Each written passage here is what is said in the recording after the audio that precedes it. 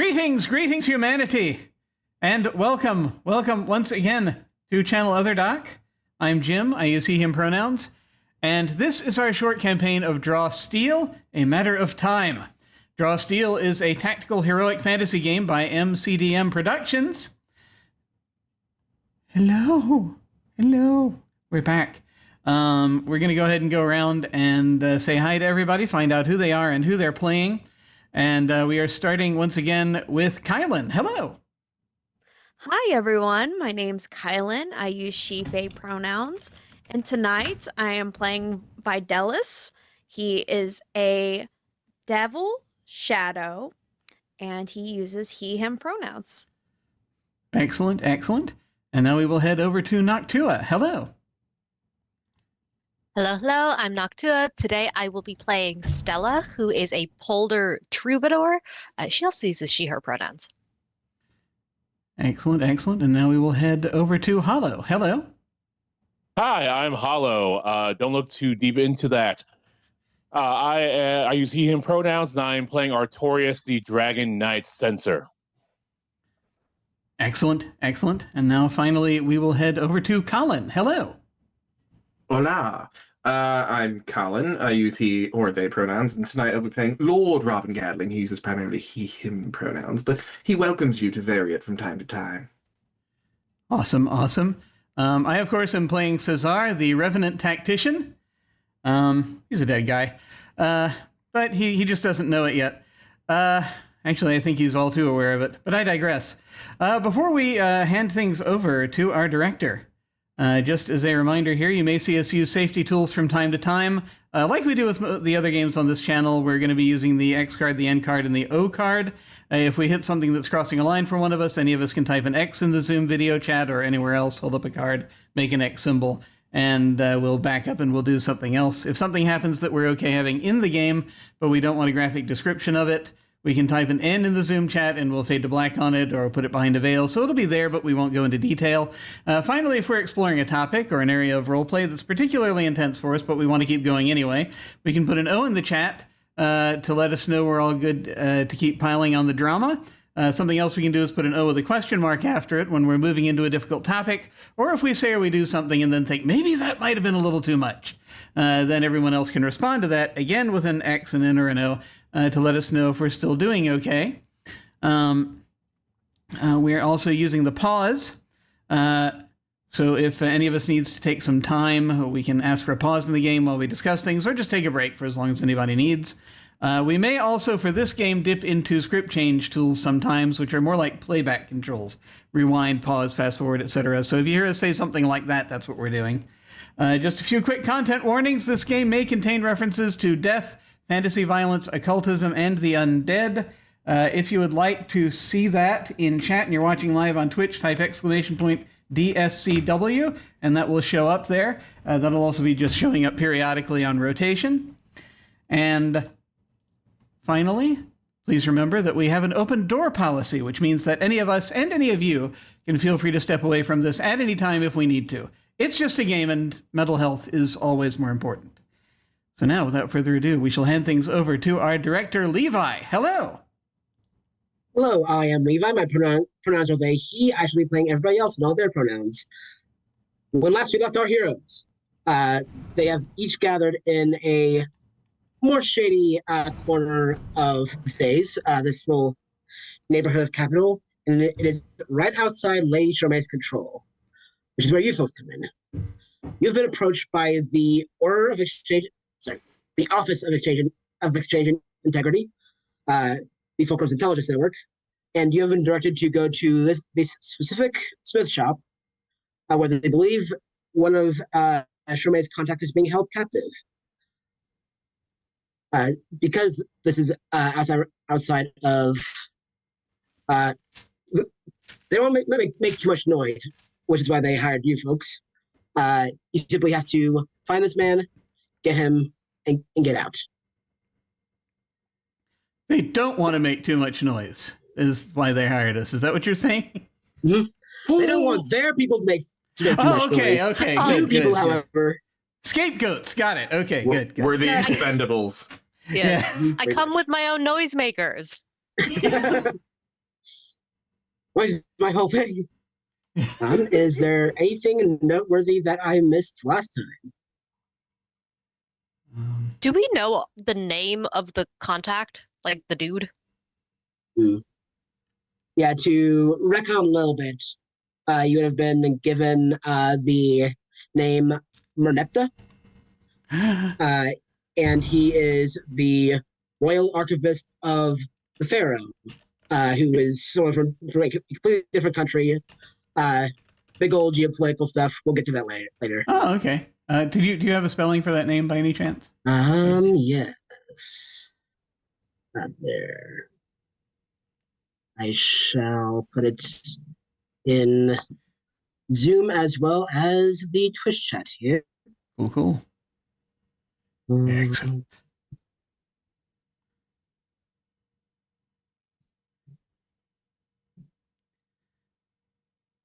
Whoa, that was not the spelling I was expecting. Okay. Is that a silent M? I'm not sure. I didn't actually check the pronunciation guide behind the name. Merneptah? Merneptah. Merneptah. Merneptah. Or Merneptah. Yeah. Yeah, the H was unexpected. Yeah. Just comes up and hits you in the face, doesn't it? It sure does. That's fine. So, I know when last we left, we had all succeeded in entering the smith's shop. But that was about as far as we got, past the front door. That was about it. No more or less. There was a map, was there not? Oh, there it is. Very Yep. good. It hadn't. It says game paused. Is that me? Yes. That's because it is time to draw steam. Okay, this is a separate encounter.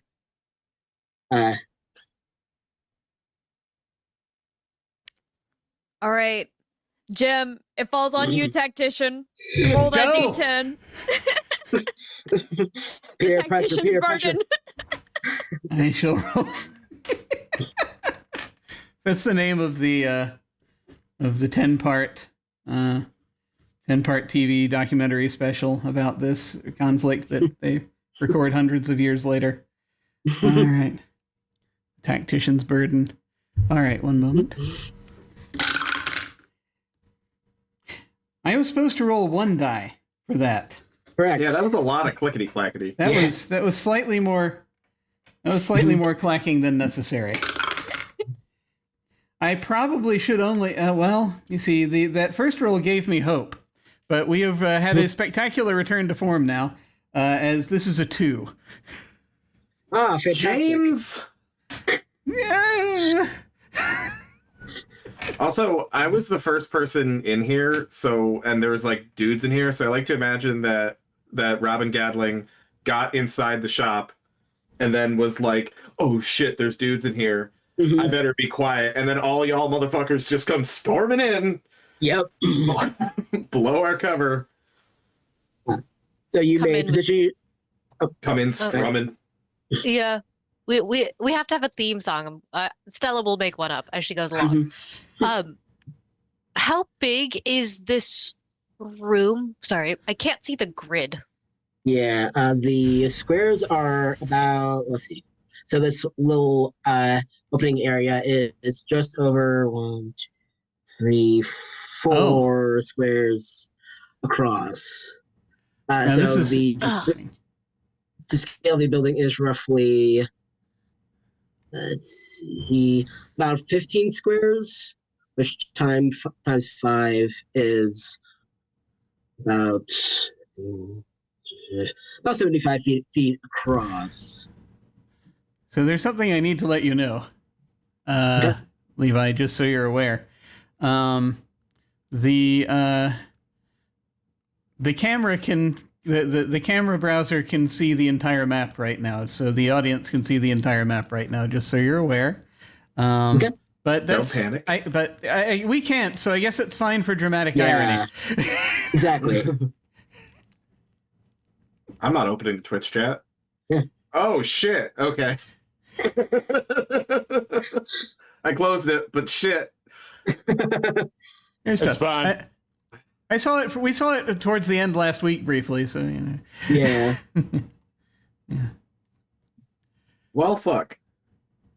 It's fine. It's Everything will be fine. All right. I'll Well, find we're out not here how going you- first, so do your worst, Levi. Everyone out let there, me keep it a know- secret. Don't tell us. Mhm. Everybody be cool. Everybody be chill. Everybody be cool. Everyone be so- calm, be calm. Feel free to reposition yourself anywhere within this little grayed out grid here.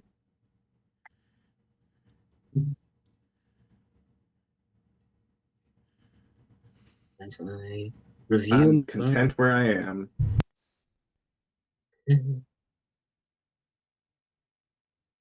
Are these stairs at the top end of our little gray box?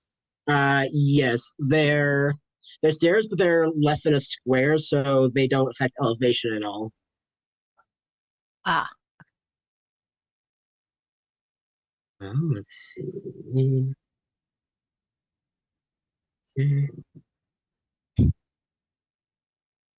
Actually, we have a note in this in Zoom chat, and I will do you one better. That result that is shown at the top of the round. So, Stella, what performance are you employing? surges, unless someone has a great need for something else. Surges. Surges. Surges. Yeah. Surges. The official term of this is Ballad of the Beast. So Stella's going to play the opening to like Master of Puppets, because Fuck yeah. it's that kind of song. Mhm. And each target who starts their turn in the area, which is aura 5, gains 1 surge, which is all of you. Nice. Surge. Let's see. Surge. Remember those? Anyone remember those commercials for Surge, the drink? For Surge Soda, yeah. Yeah. It's just all that I can hear right now. Mhm. Let's see. So. Also remember the rumors about Surge Soda. Mhm. Let me see. So our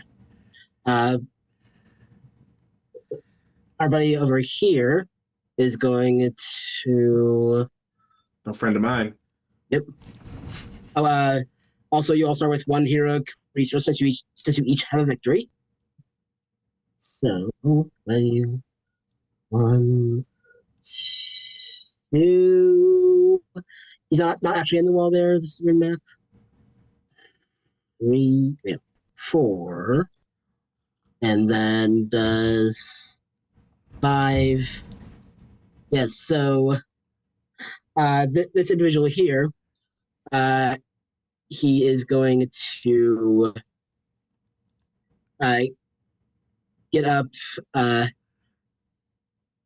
Oh, hello. right into Sidara's face, and I keep going to Chrome, which I don't actually want. He pulls out this little length of wire and starts to strangle you. Oh, It's not very good. That's not very nice. From the front? Yeah, it's not the most effective. Is it like a loop that he's throwing or something? Or is it like... Yeah. He loops it around. Yeah. Yep. I don't think I need air. But Oh, that's true. I am kind of dead. that is a valid point. Yeah. Let me check my... I think there are even, I think, rules involving that, but I will find out. On account of being all dead. Yeah. Being dead and all. You know, it doesn't actually quite matter, since it doesn't quite get a good grip on you. It just kind of like hurts, because 6 plus 2 is only 8. So you just take 6 damage. He threw the loop around the one person here who doesn't breathe. One of the handles actually slips out of the other hand, Uh, so, I will spend one of my malice, and as this look of frustration crosses his face, he pulls his cloak over his head, and this little sheen covers him as he is invisible for but a moment. Then he will see. I'm just giving him this disappointed smirk, this disappointed smile. And Yep. It's like just shaking his head. What are you doing? Type work that the teachers give sometimes.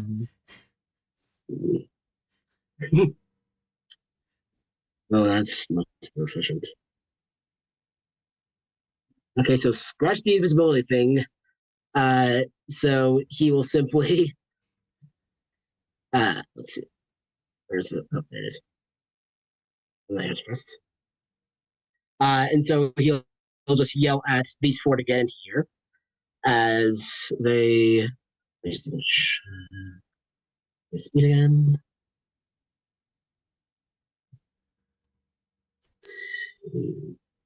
Razor. Oh, their speed is actually better. So they will 1, 2, 3, 4. 1, 2, 4, 5, 6. 1, 2, 3, 4, and 1, 2, 3, 4. As they will all draw their blades against Artorius. So, Fools. that is 5.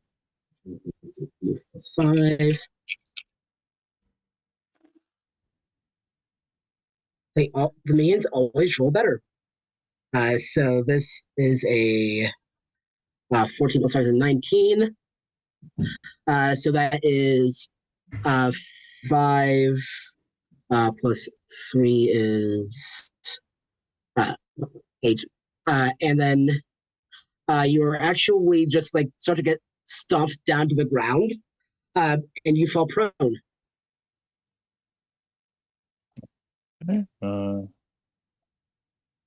That's their turn.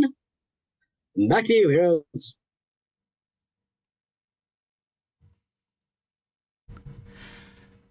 I guess the question is, would you like me to mark some people? I was gonna ask if Artorius wants to get up off the ground before. Yeah, or if that's better first, then yeah. Sure, let's get off the ground. Assholes. The guy who stomped me. Where is he now? Let's see here. Yeah. Let me. I'll say that the first one to approach you is one who technically did the attack while getting backed up by the others. So it's the one directly north of you. All right, so I guess we'll just start off with a judgment. Judge, judge, judge, judge. Yeah, so Artorius stands back up and says, "Put your boot on me. Die." And and as my judgment springs forth, it limbs this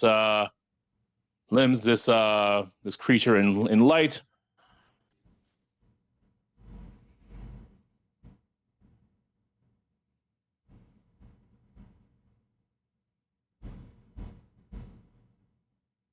And let's see here. That does that. If people are knocked backwards into things where they cannot move, does that cause them damage? Yes, that causes them damage. The creature or while they knock into you also take damage. Sure. Then I will use your allies cannot save you as I say fuck you and your friends. So I will make a melee strike against the target.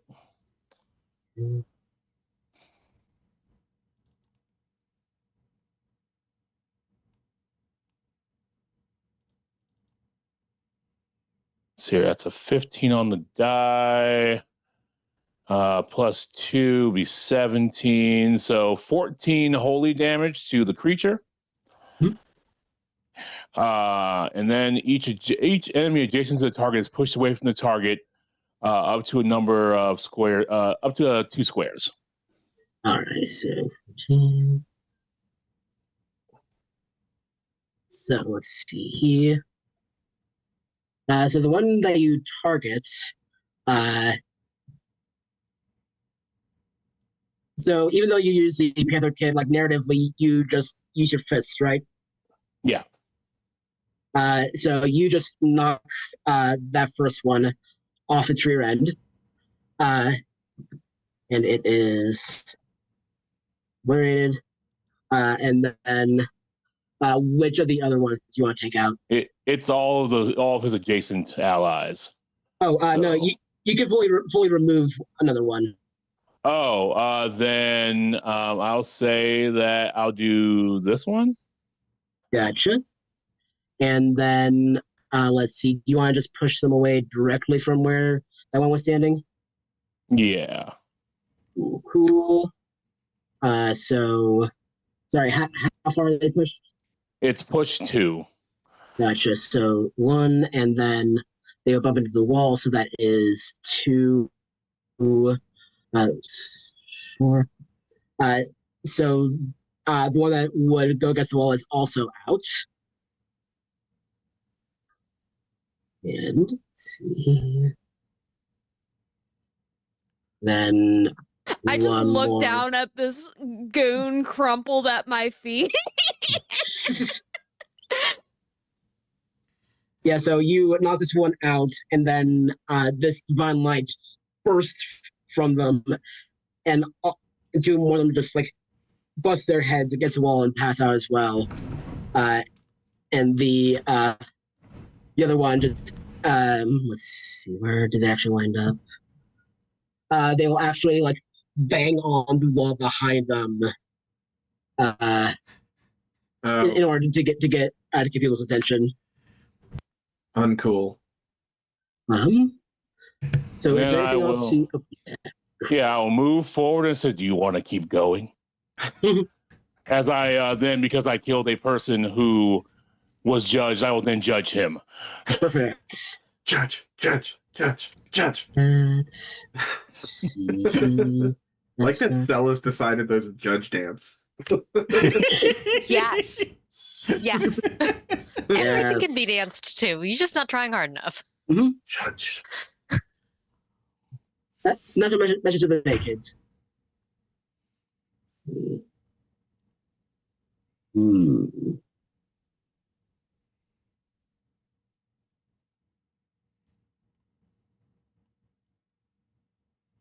Okay, don't want this guy to go yet. So, let's see. What's her? Ooh. Here we go. So, this one, 1, 2, 2, 3, 4, 5. 3, 4, 5. 1, 2. There are more of them. 3. But we have learned about minions. 5. Okay. 1, 2. 3. So clapper over his buddy. 6. And 1, 2, 3, 4, 5. Okay, and then 2. Actually, let's just do it again. The spaces for this in the counter sheet, I just can't be bothered.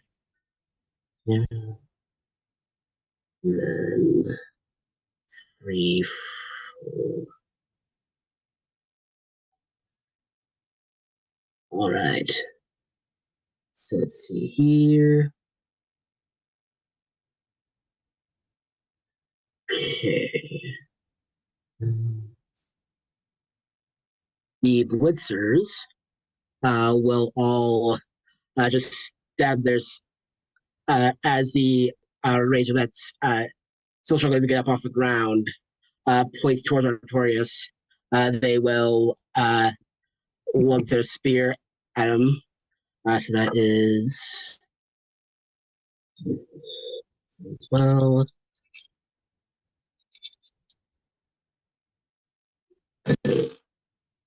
All right, that is a 6 plus 5 is 11.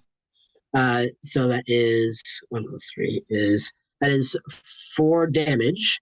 And if you start your turn next to 3 or more of these guys, you will take some more damage. Okay.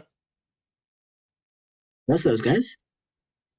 Meanwhile, the individual with a with this like a hook on a chain as well as a crossbow that the one didn't get to use.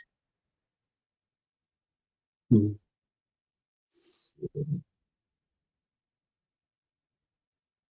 be using he'll be taking a bait on that, which I don't want.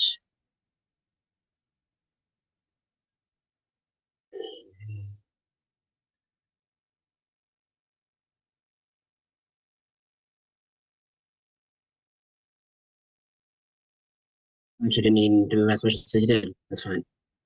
Let's see. So he's just going to see if the chain trick is going to work any better.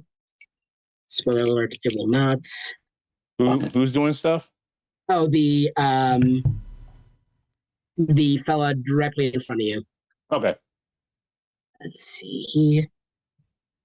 And was a so plus 12. Plus 2 is 14. So that is 7 damage. You're right next to him. But you so he can't pull you, and your might is greater than 1, so you are not hooked. Okay, and that's 7 to me, or 7 no, to that is 7 to Artorius. Artorius. They are sick of my shit. Mm-hmm. Yep. All right.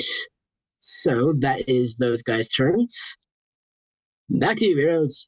Levi, are Yes. any of them carrying or wearing shiny metal objects? That's a great question. This includes shields, metal armor, mirrors, things that are shiny and reflective. Mm-hmm. I'm gonna go off the tokens I chose here and say that the chain lock is definitely the most like metally armored.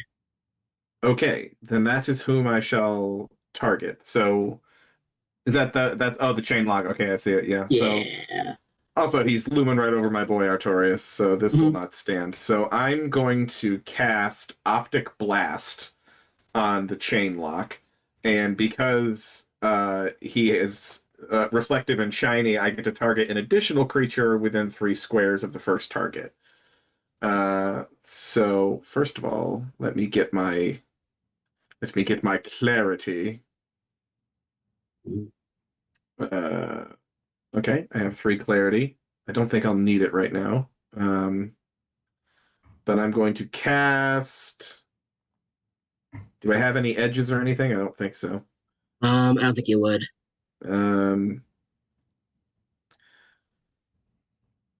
That is a 17 on Optic Blast on the chain lock. So that is tier 3. So that is 8 damage, and if his might is less than 2, he is knocked prone. So 8 damage. This many. And then might less than 2, you said? Yep. Its might is 2 exactly. Ah, fucker. Okay. So Would you like a couple of surges? I love surges. You did Surges are damage, great. yes? I did damage. I did 8 damage, yeah. Yes. You have one already. I You do do have have one one already. already. That's true. Um, That would just give me additional damage, right? So you could do 2 damage. Wait, actually, yeah, you'd have to spend more than more surgery than you would be allowed to in order to increase that might equals. So it would just in this case it would just be damage. I like more damage, so we're gonna really burn that guy's eyeballs out. Mm-hmm. Yep. So we're gonna spend a surge to melt his fucking eyes. So yeah, what you all see is that Robin Gadling's eyes just light up, and it's like a camera flash goes off. Like a blinding, like a flashbang, but from his face. And the chain lock is smacked with it, and immediately, like, his eyeballs are smoking. And then I'm going to target the bro standing to his right, the Razor, with another Optic Blast. So it's going to reflect off and hit him. So what's the shiny metal thing do? So it's the same target? I get to target an additional creature within 3 squares of the first one. So yeah, so it would just be the same roll. So yeah, you okay. Also obliterate the Razor. Oh, cool. That's the end of that Razor? Mm-hmm. Okay. So I melt his eyes out of his skull. And he falls down dead with, like, smoke pouring from his empty eye sockets. Yes. Artorius, where would you like to move your judgment? That's a good question.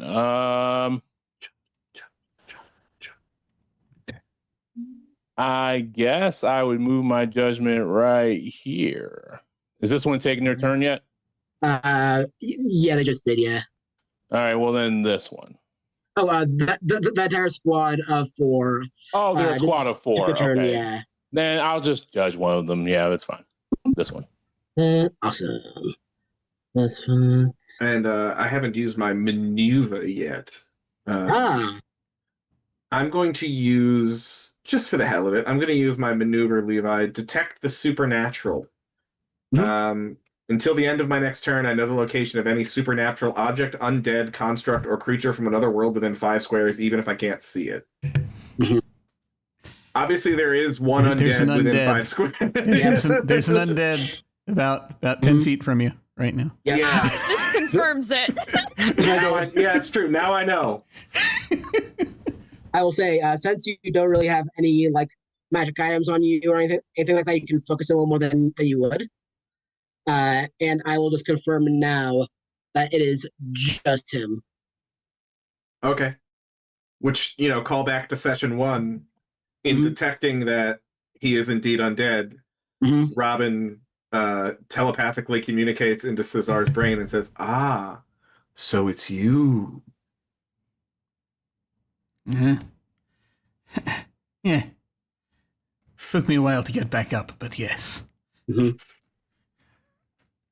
And that will be my turn. I have nowhere else to go from here. I'm pretty cornered over here, so I think that was a productive round, though. It was? All right. So, you hear, as this chaos keeps happening, you hear, let me check this fellow's ability.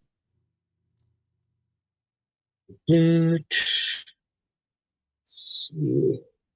Ooh, I like that the fireplace is flickering a bit. Or the fire pit. Looks like a forge over there. Forge. Yeah. Let's see. I will first off have this 1, 2. Let's see. Yeah. I will spend 3 of my malice as you hear strumming a little or whatever a cadenza sounds like, as both the chain lock and the garroter may move up to their speed and use a main action. Welcome. Mm-hmm.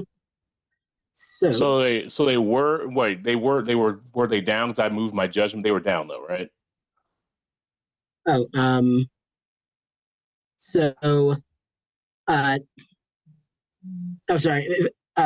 chain lock up here and the garroter to your right. These two.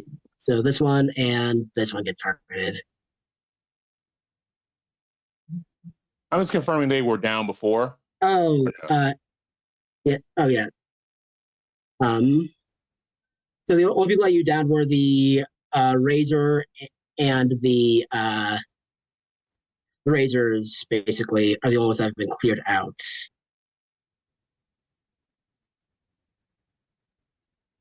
Let's see. I'm sorry. I don't. So where's the confusion at? Sorry.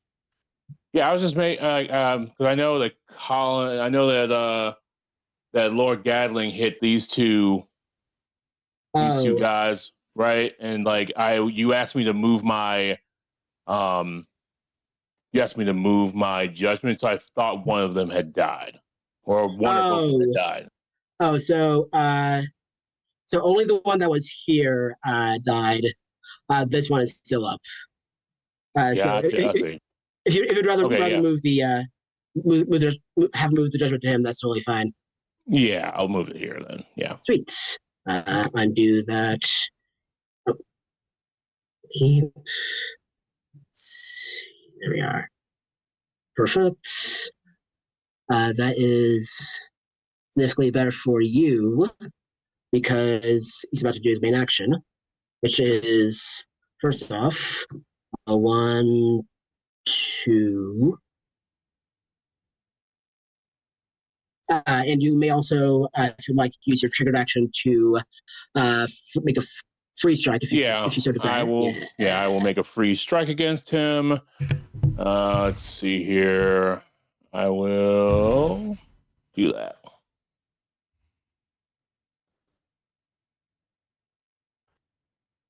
La la la la. 13 plus 2 is 15. That would be 7 damage on the way out. As he's and he's actually double checking here.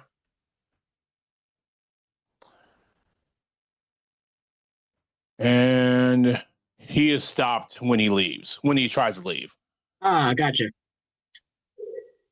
Well then, in which case I will undo that movement. And he is really annoyed. Really very annoying. Walking him down like this, yeah. And so he's actually going to take the bane on this as he pulls out his crossbow. Is that a main action for him? That would be, yeah. And he takes 4 holy damage. Gotcha. Let's see. Chimp. Oh. All right. Quick question. Does that count as Artorias doing the damage? Yes, it does, because it's he's judged by me. You want a couple extra surges? I can give them to you right now. Sure, why not? Why not? If you like piling on, but yeah. Sure, it's what, tactics. 2 damage per.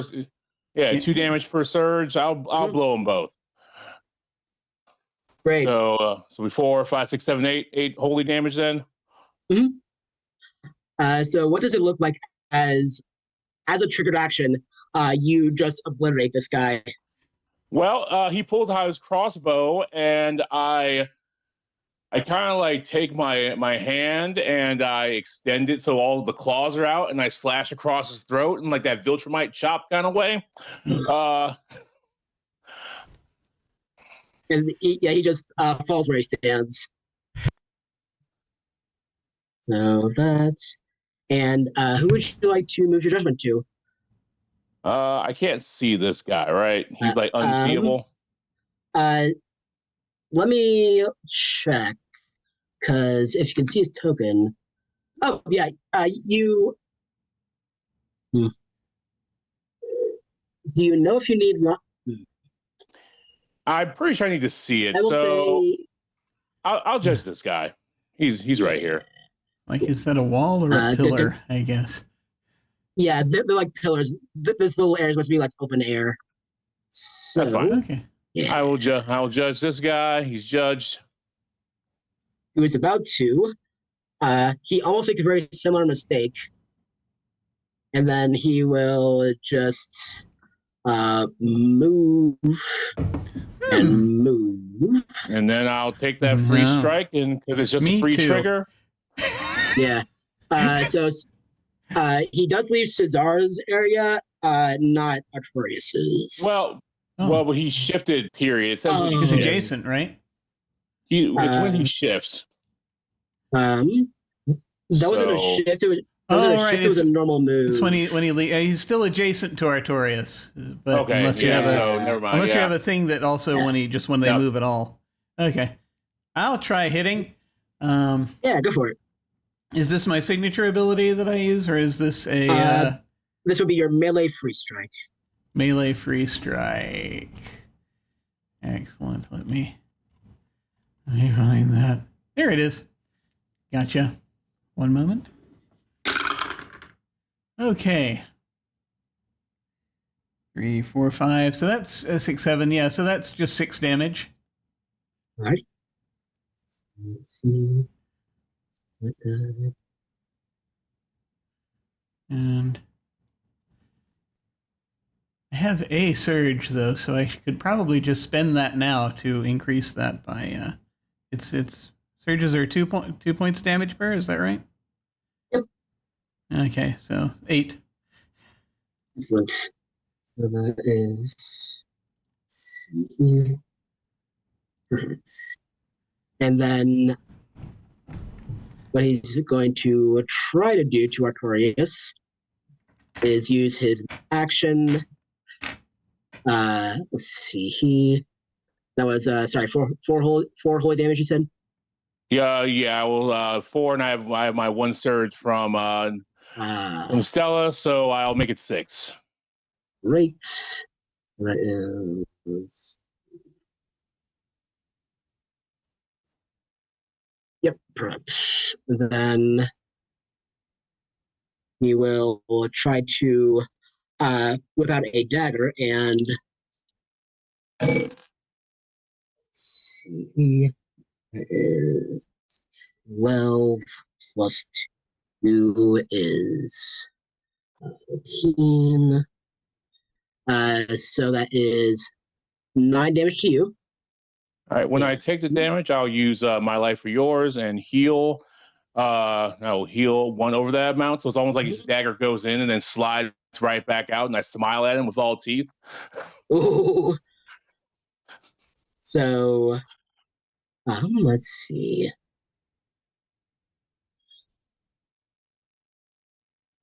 Where can he go?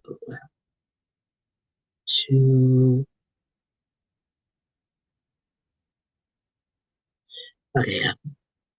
He is going to shift to, and you see that he's trying to like retreat into this back room here. And actually, no, scratch that. He's going to shift 1 and shift 2. There it is. Yep. And the wrath. Yep. Got your ass. Where are you going? You were so excited to stab me just now.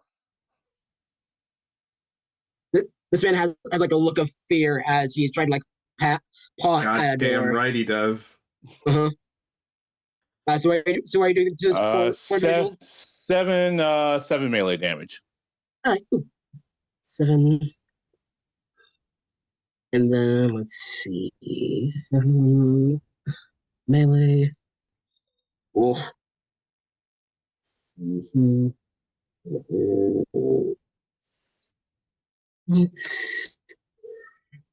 Oof, he is looking tough. Looking roughed up. And he is still in the space he was in. It does stop. Oh, whoops. Yeah, it takes his move to 0. So he's like, I'm going to skedaddle. And I grab him by the shoulder and says, where you going? Kidney punch. Oh. I'm going to move. No, you're not. Yep. Damn. All right.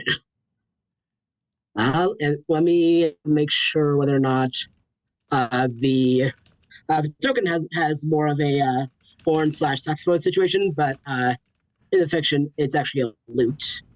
So, does he have a maneuver he can do? Ooh. He shifts his tune a little, and will heal up. He only really heals up the Garroter, because that's the only person that's taking damage and is still alive. So as the strumming heightens, there's a bit more energy, and he regains 15 stamina. Okay, good for him. Just about up to full. All right, it is back to you, heroes. Okay, so I have a humble suggestion looking at this map, or at least what I can see. So I remember Levi saying that for these guys, hang on, I forgot how to ping. How do we ping? Is it left click? Hold left, hold left, hold left click. So yeah, for these little dudes here, Levi was saying that if you start your turn with 3 of them adjacent to you, you take damage. So I'm thinking before Artorias and Stella have their turns, we should take out this guy. Mm-hmm. That way they just don't take free damage. Sure, that makes sense. Plan. Murk him. So if Stella takes her turn, should take damage. So not Stella, sorry. So either me or Jim, since we haven't acted yet, could focus on taking out this guy. I'm happy to do it. If you want to focus on the Garroter guy, he seems like a big threat, or vice versa. What do you think? I could hit both of them from here. Would you? Actually, are you talking about your? I think. Well. You have the bow and arrow. The two-shot no, I'm talking move? about the pole axe, but I don't know if that means.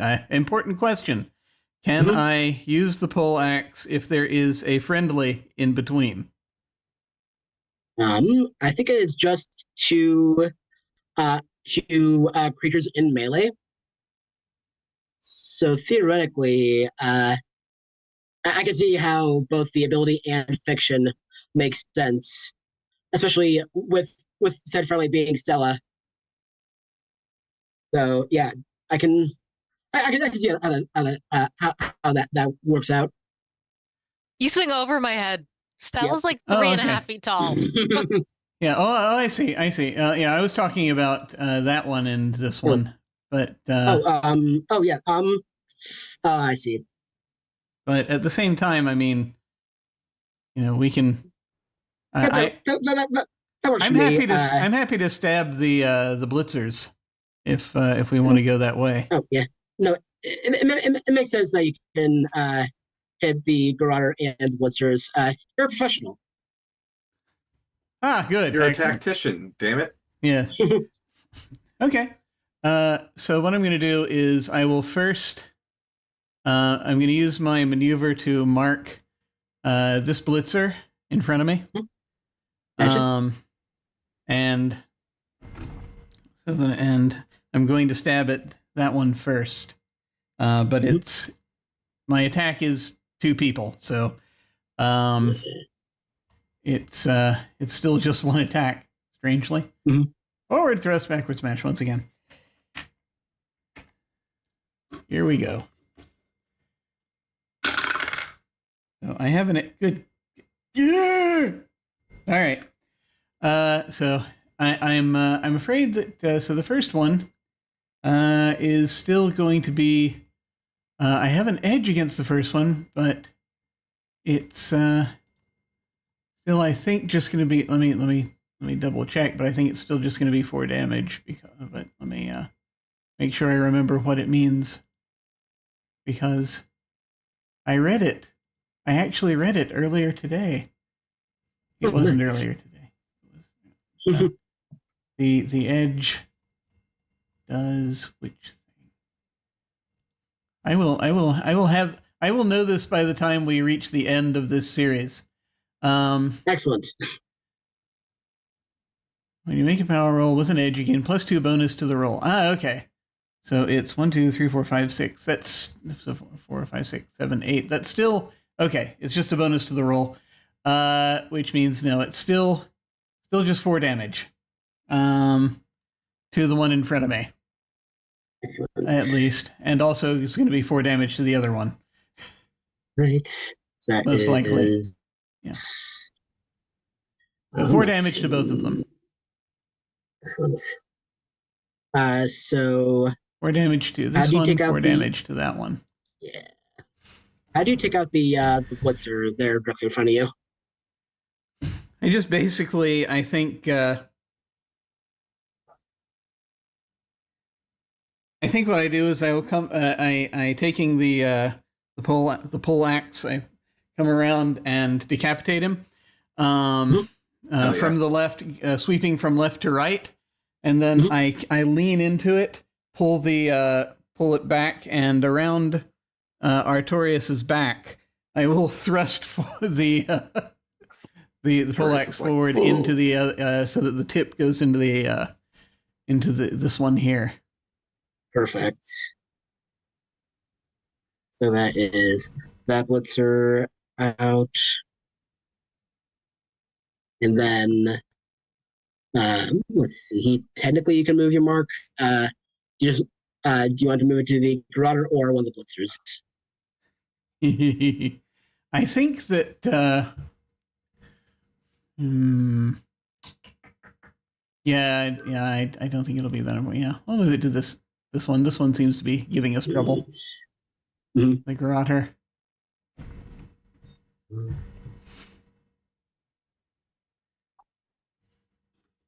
Wonderful. And I guess I could move at this point. But I think I probably need to. I think this is still a good position for me to be in, actually, right now. So I'm just going to stay right there. So that's it for me. Nice. And then either Stella or Vidalis can go next. Stella, do you have something you would like to do? I can try. If you're not ready, that's fine. I just, you know, the offer's there. I have a mechanics question because there's something I'd like to try, but I don't know how well it would work. So Stella has an ability called Cutting Sarcasm, and it gives me P values, like P less than 0, P less than 1, P less than 2, and I'm like, are these significant statistics? Am I looking at 95% confidence intervals? Potency. Yep. Specifically potency against presence. So if their presence is less than that number, then they get the effects. Okay. Yeah, like I did something earlier that had that with might less than 2. Same thing. Yeah. Oh, okay. Sorry, I'm still struggling to read mechanics. Okay. I think it's fun. In which case, I would like to try this because this looks fun. Alright. So, I'm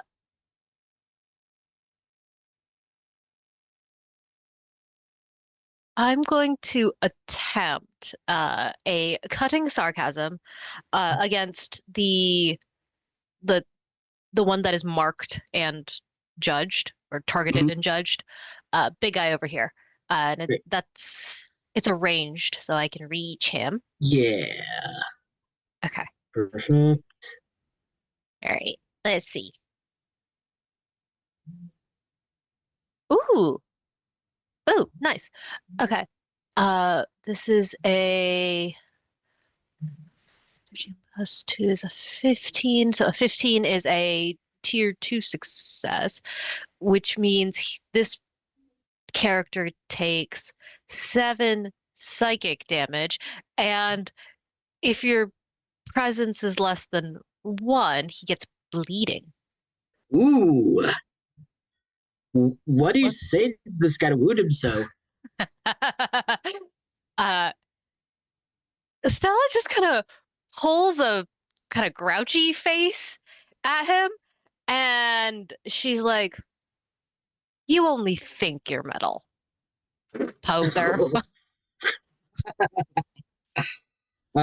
Incredible. Poser. I have one other thing I'd like to try. I have a maneuver that I want to attempt. This is called Power Chord. It's a 2 burst to each enemy in the area, which I think involves both of the blitzers adjacent to Stella. And well, I'll roll it and we'll see. It might do nothing. Ooh,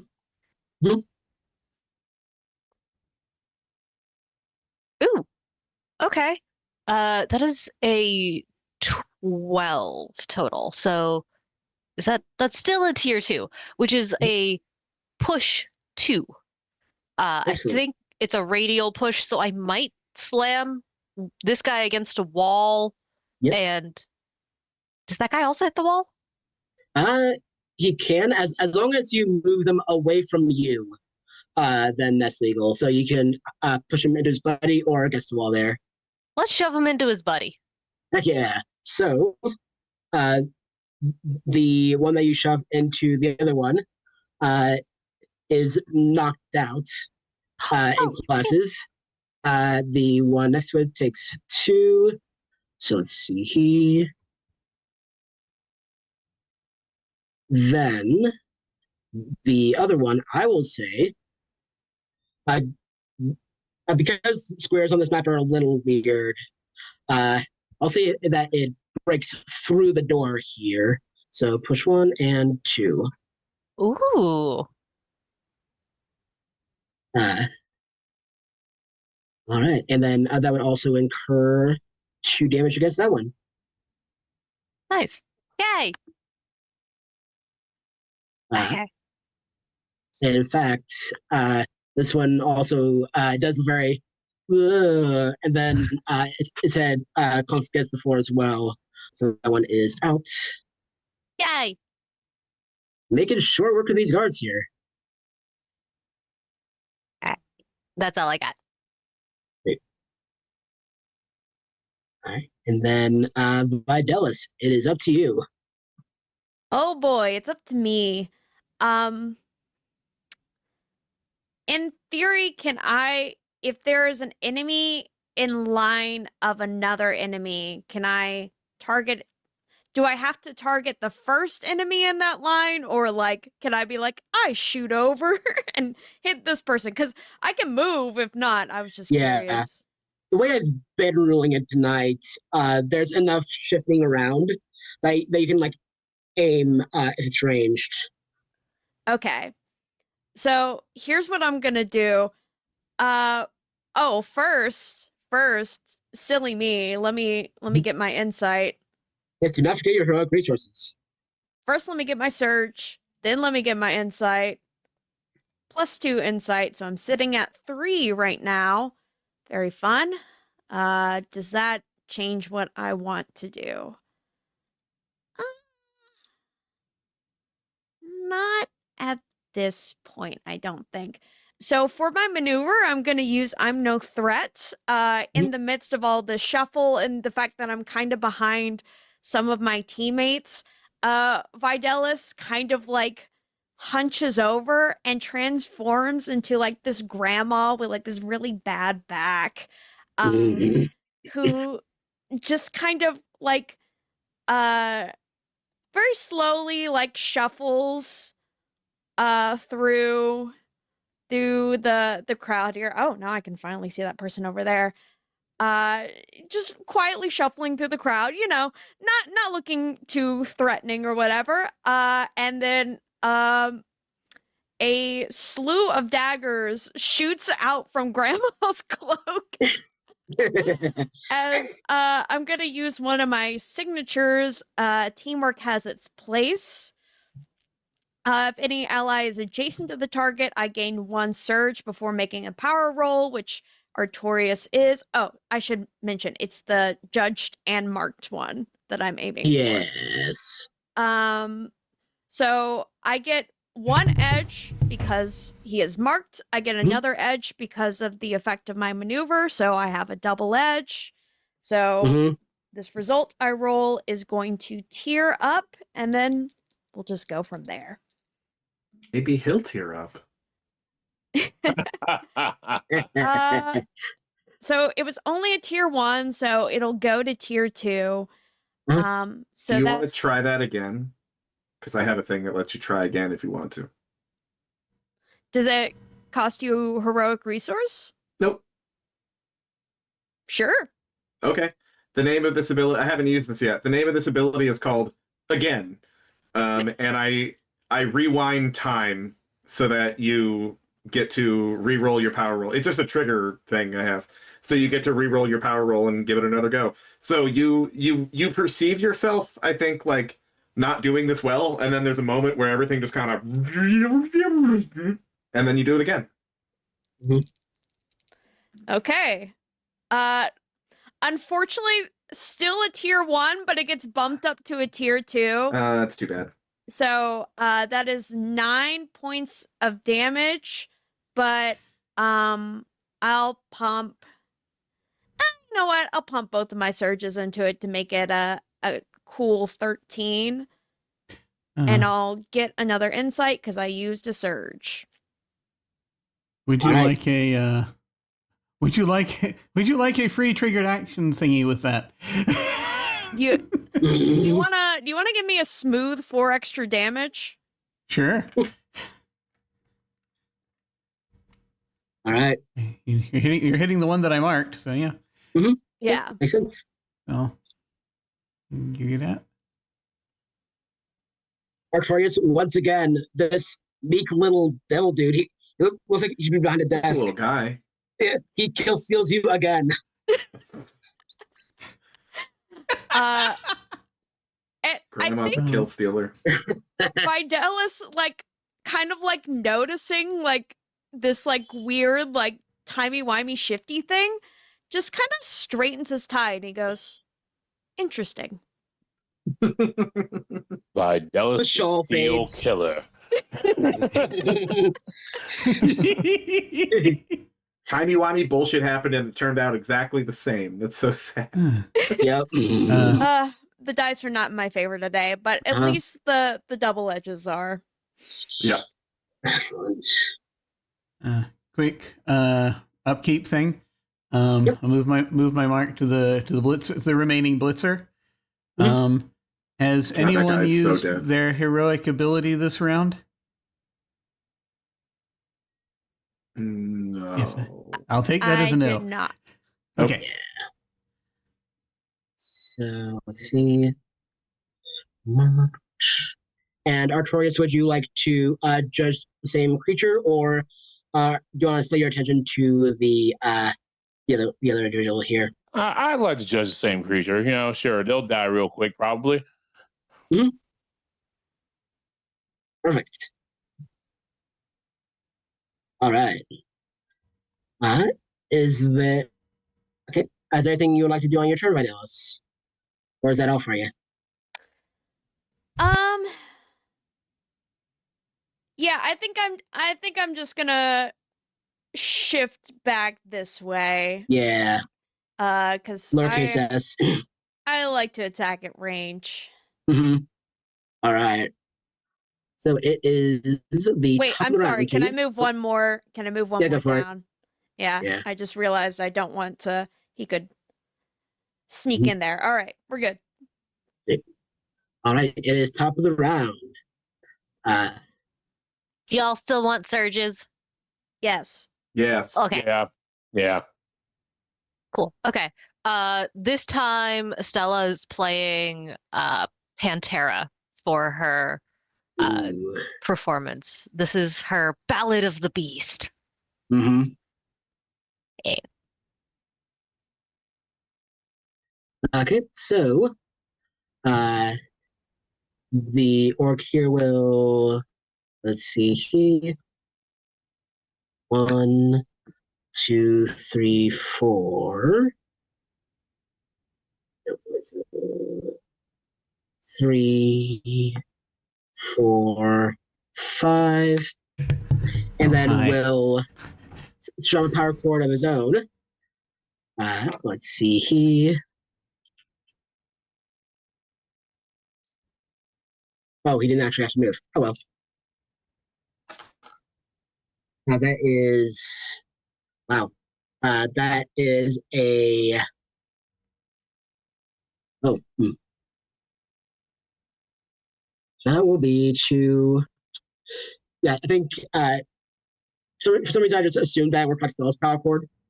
So this will be against well, it jumps into Dar's face, and that'll be 5 sonic damage. And there are no abilities I can target with this maneuver. And I keep realizing that okay. And that is all I can do on its turn. Actually, let's see. So we moved 4. So it still has some movement left. So seeing that doesn't work, we'll try to. This guy's just trying to get out of here, so he'll 1 and 2. Yeah. Yep. Do I get another opportunity attack, or is that only once per turn? It's a new round, so both It is a new round. Caesar and Artorias can make a melee free strike. Let us stab. All right, let's do it. Let us stab together. As brothers. Yes. Yes. Let's see here. That'll be 7 normal damage. 7. Let's see.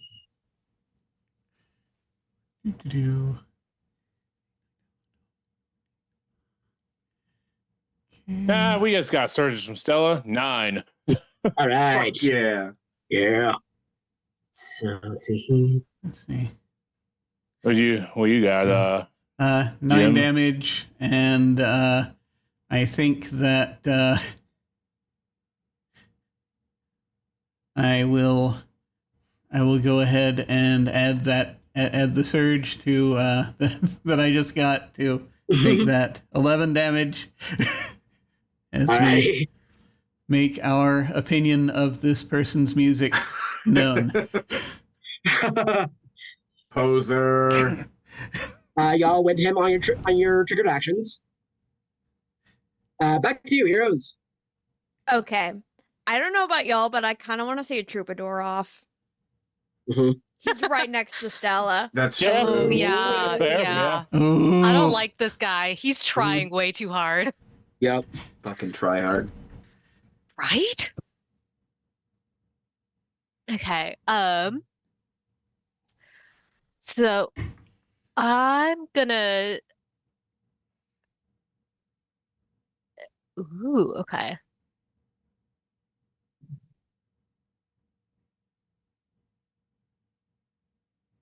I'm just gonna make sure that I have done this correctly. Okay. I'm going to go after him with my leaping lightning because I can, because that's Ooh. melee and he's like right next to me.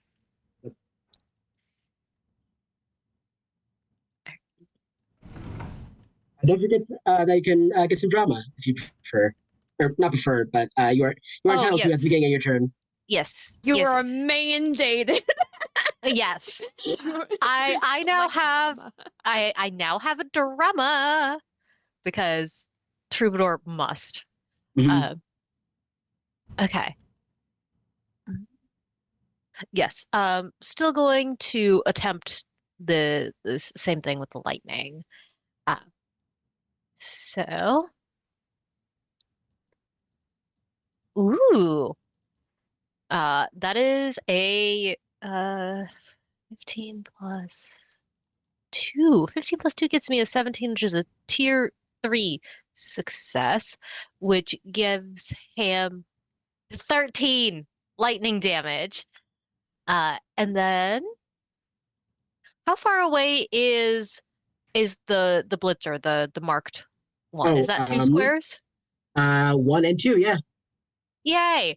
Okay. So it's 13 lightning damage to the bad guy bard, and then it's Mhm. an additional 2 lightning damage to the blitzer over there because the leaping lightning leaps. Oh yeah. So describe how you obliterate both of them. Yay! So, what Stella does is, of course, overly dramatic and like just way over the top. She puts her lute behind her head and plays like the one chord like up here if you're holding an electric guitar. But this chord has intense reverb that should not be possible on a lute, and it's like right by this guy, and it just like Mhm. shudders through his legs, and you can like see the anime lines as it goes up him, and you see the blood Excellent. coming out of his ears. Yeah. Yeah. So something that I keep forgetting to do that all these box are able to do. So as this guy gets rocked to death, you see in like his neck and the inside of his wrists where veins are really close to the skin, they like start to glow orange as this guy uses Relentless and make a free strike before dying. So that's 3 damage to Stella. Oh, I ow. assume that doesn't take you out. No. I'm alive. Yep. And the Blitzer does the same thing, but without the caveat of if it takes you out. So that is 1 damage to Artorias. And that is the end of the encounter. The rest of the guards outside are out there, so you don't have a lot of time.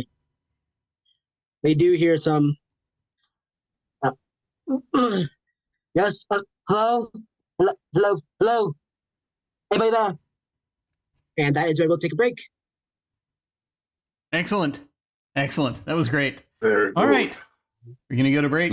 I have an interview queued, and from someone you might recognize if you watch this channel. And we will be back in a little bit. See you soon. Welcome to the break. I have Brian here with me.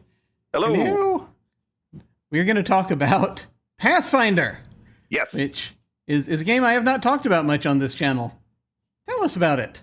Well, it's a game I haven't talked about that much until fairly recently. So, and specifically, we're talking about the 2nd edition. Is that right? Yes, we're talking about the 2nd edition. And even more specifically, we're talking about the remastered version of the 2nd edition. Oh, yeah, okay. So, so a little history on me. I've been playing and running role-playing games since 1982, which means, in my case, my first game was 1st edition actually just basic Dungeons and Dragons, and then first edition advanced Dungeons and Dragons.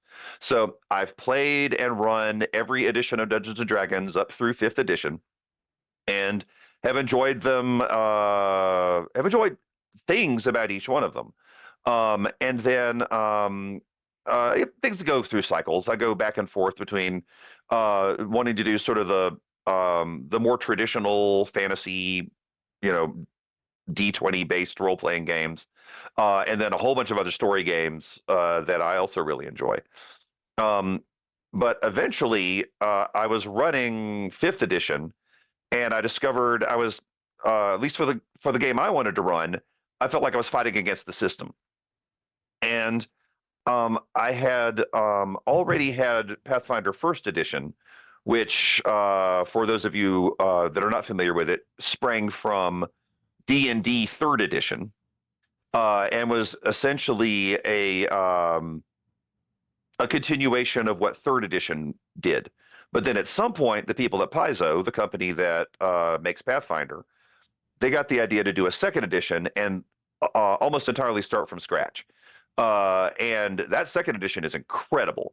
It's really good for a bunch of reasons. First off, there's what's called the action economy, and I really like that because you've got, unlike previous editions of either Pathfinder or D&D, anytime your character does something, you have 3 actions. That's it. 3 actions.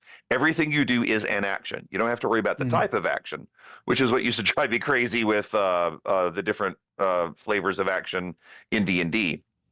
And there are different ways to most things you do take 1 action. Some things take 2. Some things take 3. Like if you're casting a particularly powerful or involved spell, that's a 3 action thing.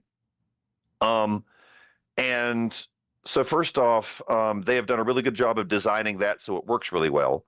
They have also, when they launched 2nd edition, it feels to me as a player and a game master like every decision they made and every revision that they made was basically just to make the game more fun to play and more fun to run. And as a game master, it's a lot easier to run.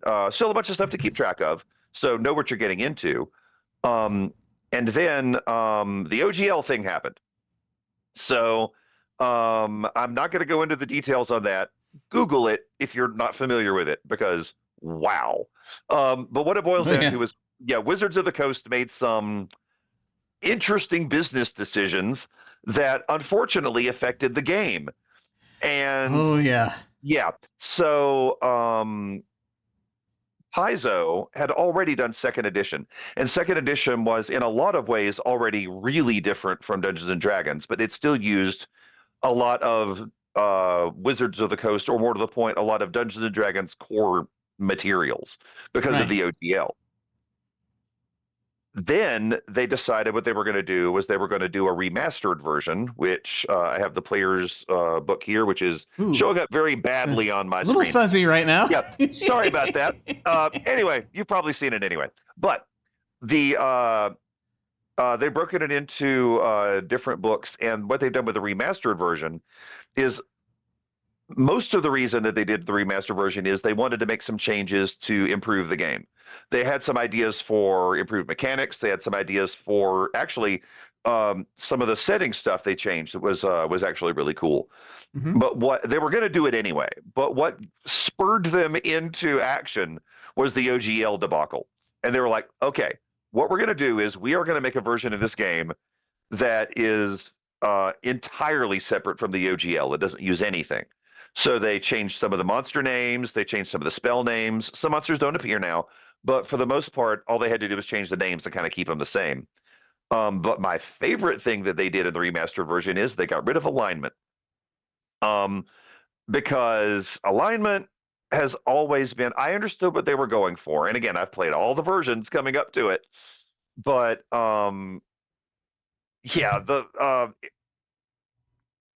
alignment by the book, which almost no one does anymore, but playing alignment by the book causes a lot of challenges. So it's really nice that they have taken the alignment out of it and made the alterations that you as the game master would have to make in order for alignment not to be there.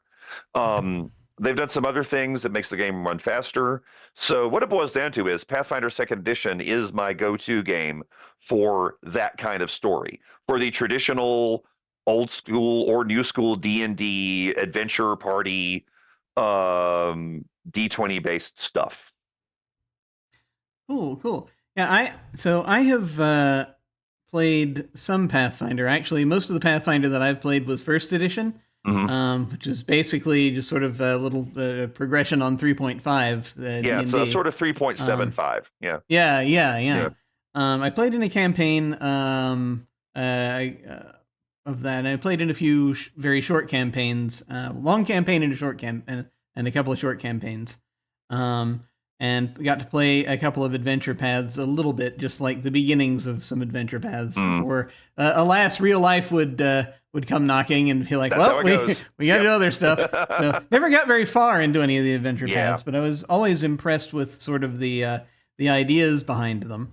Now it was only, as of this recording, a relatively short time ago when I finally got to play a session of Pathfinder 2e. And that was a game I played. It was streamed. It was over on Lost Caravan, where I played a rogue in Numeria. I watched that game. I thought that was good. Oh, cool! Thank you. Yeah. I had a lot of fun with it because it's I remembered bits and pieces from the Galarian setting from the previous times that I'd played, and so they always make things kind of very engaging, at least for my for the way that I look at settings. So I liked that about it, so I got to dip in a little bit, see a little bit about how it goes, but I never really got to experience like the full thing necessarily. It was just like single session. Yeah. So have you had a chance to play like in campaigns with 2e for a bit? Yeah, several times. I've done a few one-shots and then one short campaign that was about 10 sessions long. But that was great because I got to see how the progression works and how, when you advance and when you get experience points, the cool stuff you can do with them. And one of the things I do like about it is that even at first level, I felt like my character was cool and could do some really neat stuff. I never felt the problem I had with third edition, and also because of Pathfinder First Edition coming off of that, was I often felt like I was waiting for the cool stuff to show up. And I think the designers of Pathfinder Second Edition also had that experience, and they were like, "Oh yeah, let's give them some cool stuff right off the bat." But the other thing is, leveling up should be fun. Leveling up should be kind of a dopamine hit, right? And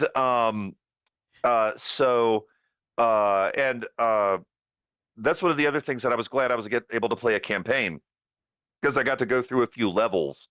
Nice. And I was playing a rogue too, and got my rogue up to doing going from doing some cool stuff to doing a whole bunch of cool stuff. And also, it's I was pretty unfamiliar with Second Edition when I started playing, but fortunately the game master was quite familiar with it and was able to so first off, he was really good at running it, but the thing I discovered is I didn't have to keep track of that many things, even though I wasn't familiar with the system, which is another reason I'm glad I started at first level, though, because that does help. You've got a limited number of things you can do, so that way when you do your actions, the things you're choosing from are not. It's not like when you're 10th level when you've got an encyclopedia full of stuff to do. Yeah, so that helps too. I definitely recommend starting at a low level and building up when you're doing this, especially if you haven't played this game before. So you mentioned that they changed a few things about the setting. Can you talk a little bit about that? I'm not as familiar with how the setting was before, unfortunately, but I do know that they've kept most of it. So if you're familiar with Golarion from First Edition, this still feels like Golarion from First Edition. But I do know that they have changed. Well, okay. Some of the stuff that they've changed is comes from the new mechanics, like because because alignment doesn't exist anymore. You've got some groups that were sort of dependent on being a specific kind of alignment, and because that's not a thing anymore, they've expanded that into you could be you're not as restrained when you choose a certain character type, and so that I like. And the other thing that I like about it is that they were moving away from this already. But you don't have to worry about like evil races anymore because that's just not a Yeah. thing. Okay. That's good. Yeah, you've got collections of a certain you've got groups of orcs that might be some assholes, but you've also got plenty of groups of humans that are assholes. Yeah. Which to be fair, the settings always had. Yeah. But so that's one of the things I like too, is that so the changes are fairly subtle. They didn't do anything dramatic. You've still got Galarian. They have recently released some adventure paths and a couple of source books that go into a lot more detail in some of the areas that were not that were mentioned on maps, like the Moagi Expanse and things along those lines that I really like. That they've based certain adventure paths in those areas, which gives them reason to give you a lot more detail on them, which I like. Cool. And I will say that as far as alignment goes, when I played it that one time, I didn't miss it. Right. I've never been I've never really been down on alignment, but I know a lot of folks are. I've never really been against it. I kind of used it as more of a sort of a Myers-Briggs type thing, or just sort of a guideline, really, as to like to remind me, how do I want to play this character? I don't know how I want to play this character. Let me pick that, and I'll play that. So that kind of helps me with that sometimes in games with alignment. But it didn't really. I'll say in that one shot, it didn't really trouble me very much. It was just basically playing. The character was from an area of Galarian that is kind of in some ways based on kind of Eastern Europe, sort of the Slavic regions.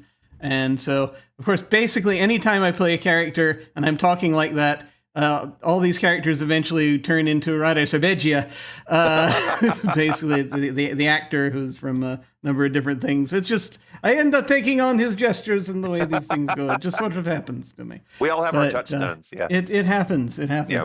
But it was a lot of fun, though. And it's nice to see them kind of, especially getting away from the idea. Especially, that really helps. It really helps to drop that if you're trying to get away from the idea of like certain races are evil and all of that, which is really, really bad. It is. So I'm glad to see that. Was there anything else you'd like to tell us about Pathfinder before we dive off here? No, I think I already mentioned it. Like if you're into D&D or curious about D&D, but maybe don't want to give Wizards of the Coast any money, like a lot of people are right now, check out Pathfinder. And one thing I will point out is all of the rules are free online. You don't actually have to spend any money. Go to Archives of Nethys. Just Google that, Nethys, and check out the rules for yourself before you spend any money. It's all right there, and they do the people that run that website. It's not Paizo, by the way. It's a completely different group. Yeah.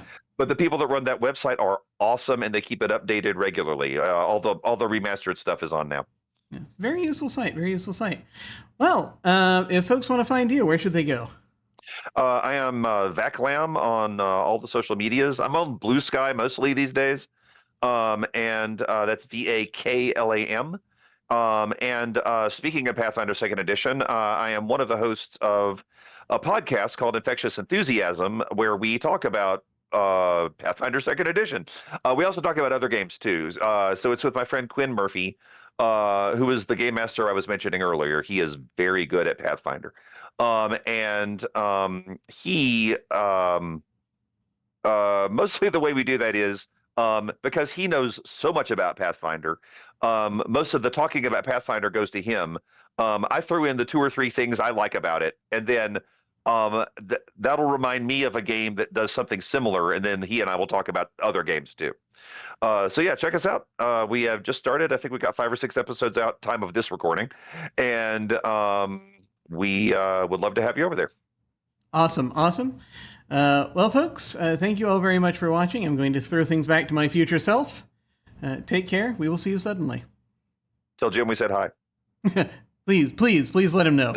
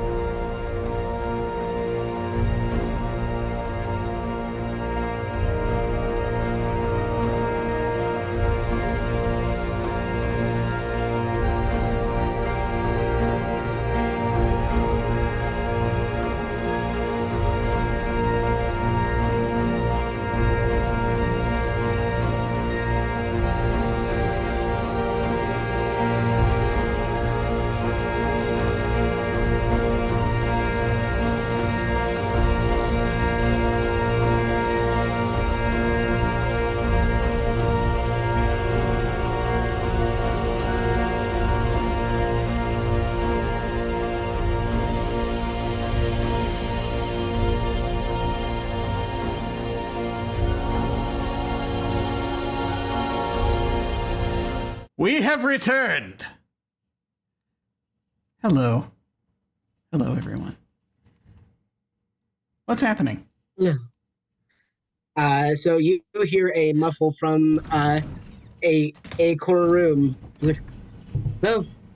Hello, is anyone there?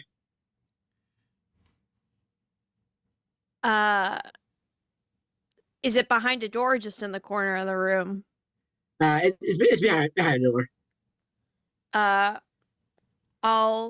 go up to the door, just jiggle it to see if it is locked. Yeah, the people here assume that the guards will be better at their jobs. So it just opens. I'll pull it out in a way where Videlis is like behind the door and it just opens facing my companions.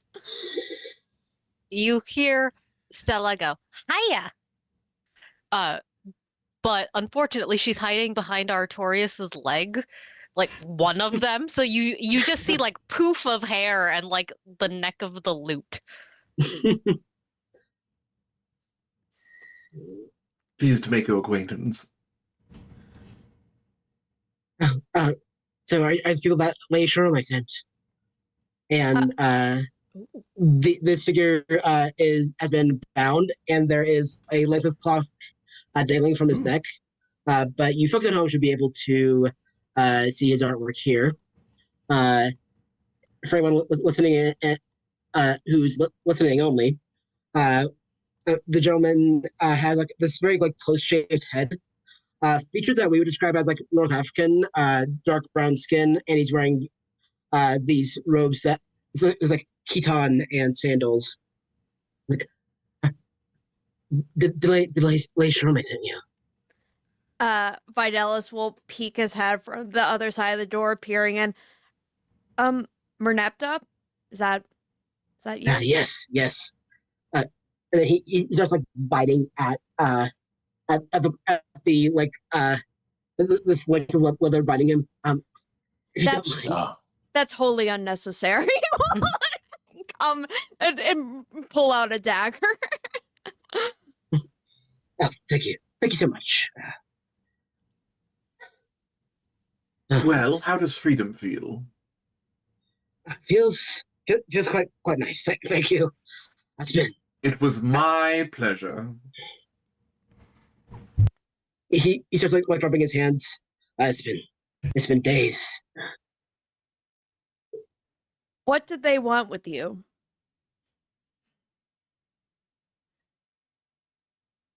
Were you told why I'm here?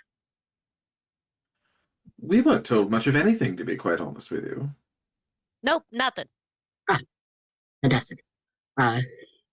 So I am the chief archivist of the Pharaoh.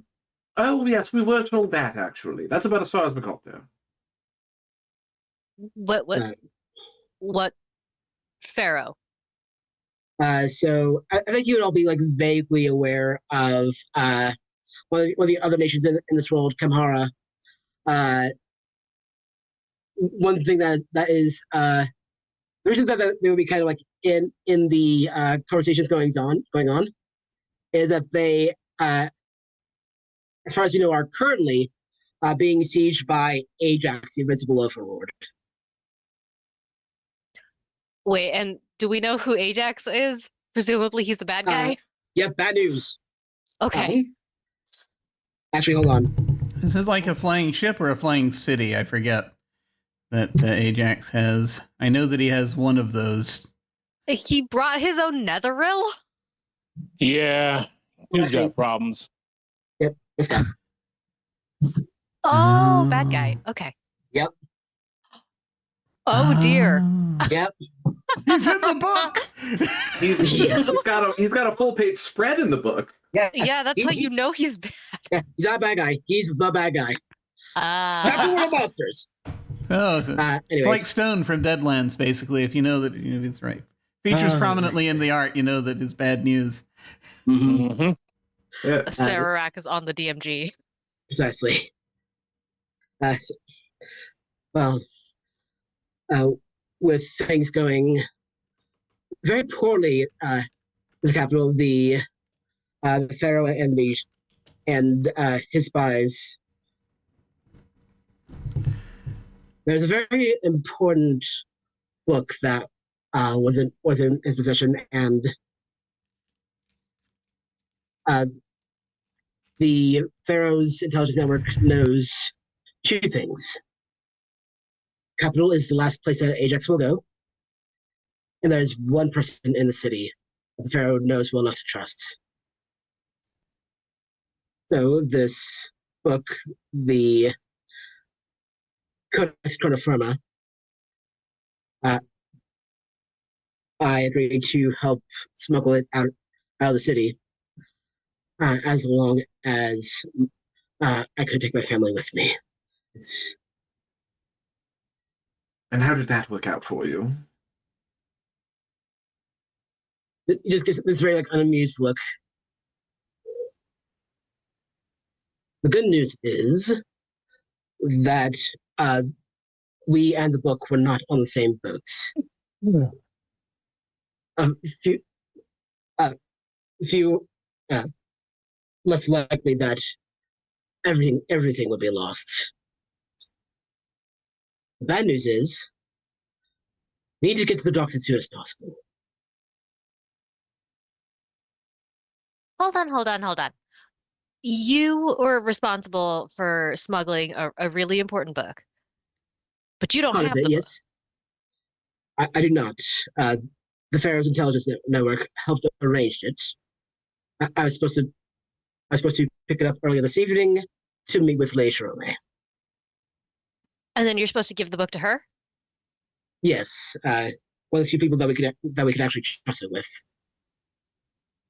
Okay, so you're not doing the actual smuggling bit. The spies are doing the actual smuggling bit. To an extent, yes. Okay. And this book is now located at the docks, where its location is probably known to this same network of people who held you hostage here. Good news is I didn't tell them anything. Hmm. Bad news is they spoke so cryptically that I couldn't get anything out of them either. But if they knew enough to grab you, like that, they already know too much.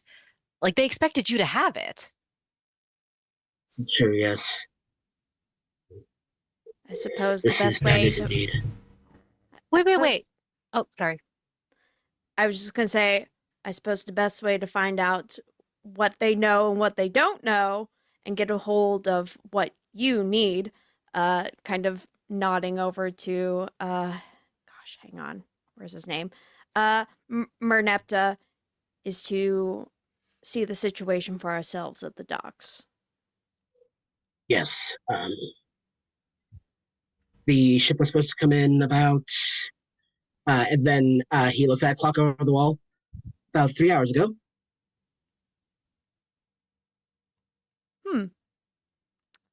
So time is of the essence, is what it sounds like. This is true, yes. Oh, hold on one sec. What does this book actually do? Do any of you have the magic skill? I rewind time.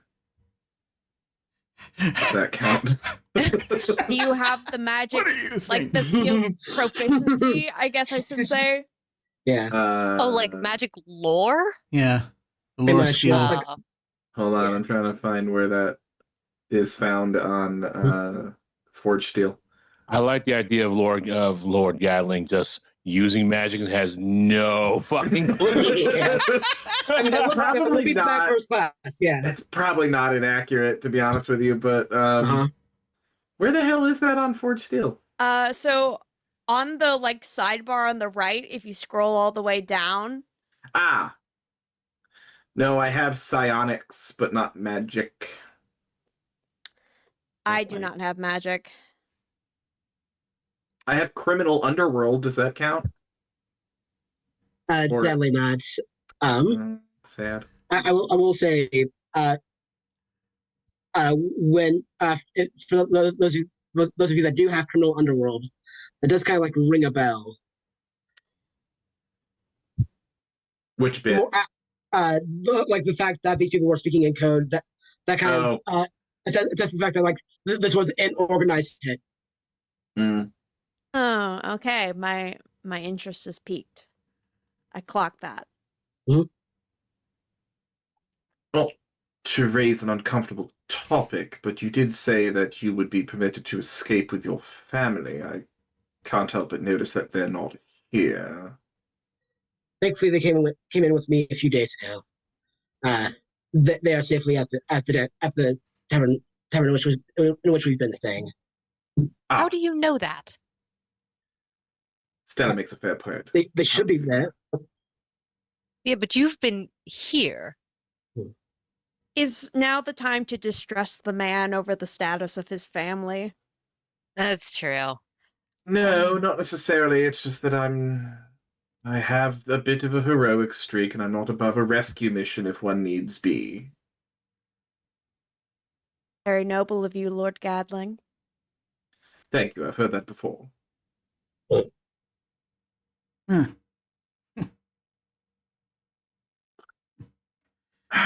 What did when they grabbed you?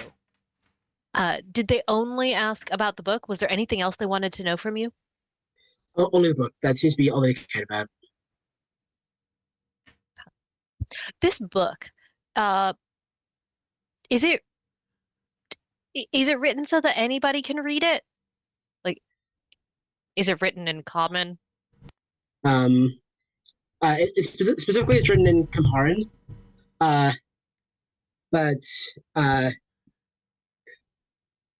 he'll simply say, reading it is one thing, the ability to use it is another. See, this is an incredibly powerful artifact. So anybody that I can't trust with it, the idea of them having it is bad news. Hey, dangerous magic book. Yeah? Mm-hmm. Yes, yes. Sure, the right buyer would pay a real nice price. It is perhaps beyond price. It is that valuable. Well, now And you've piqued my interest.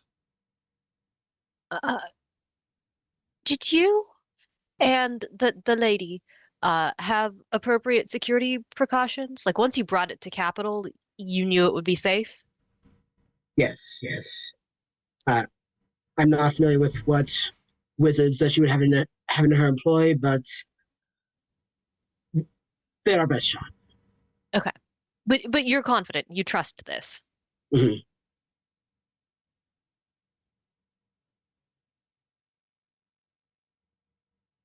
Looks around at the rest of the group. Want to go steal a scary magic book from some kidnappers? Well, last we left the situation, there seemed to be quite a number of thugs outside who I don't believe are going to be very happy with our presence. So, we need to move carefully. Is there a back door out of here that doesn't take us past the hordes of roving thugs? So above the around. table. Yeah. So let me take a look at the map again.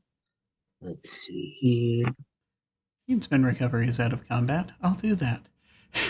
Yes, exactly. I would like to feel better, and now I do. Mm-hmm. Yeah, that's true. I think I'll do that too. Mm-hmm. It's not on the map, but just logically, it would make sense that there is a back door. I will say that you can avoid the encounter going back out if you go through the back, but that will make an upcoming montage test just a little bit harder. Basically, imposing a bane on the first test. Right. So, I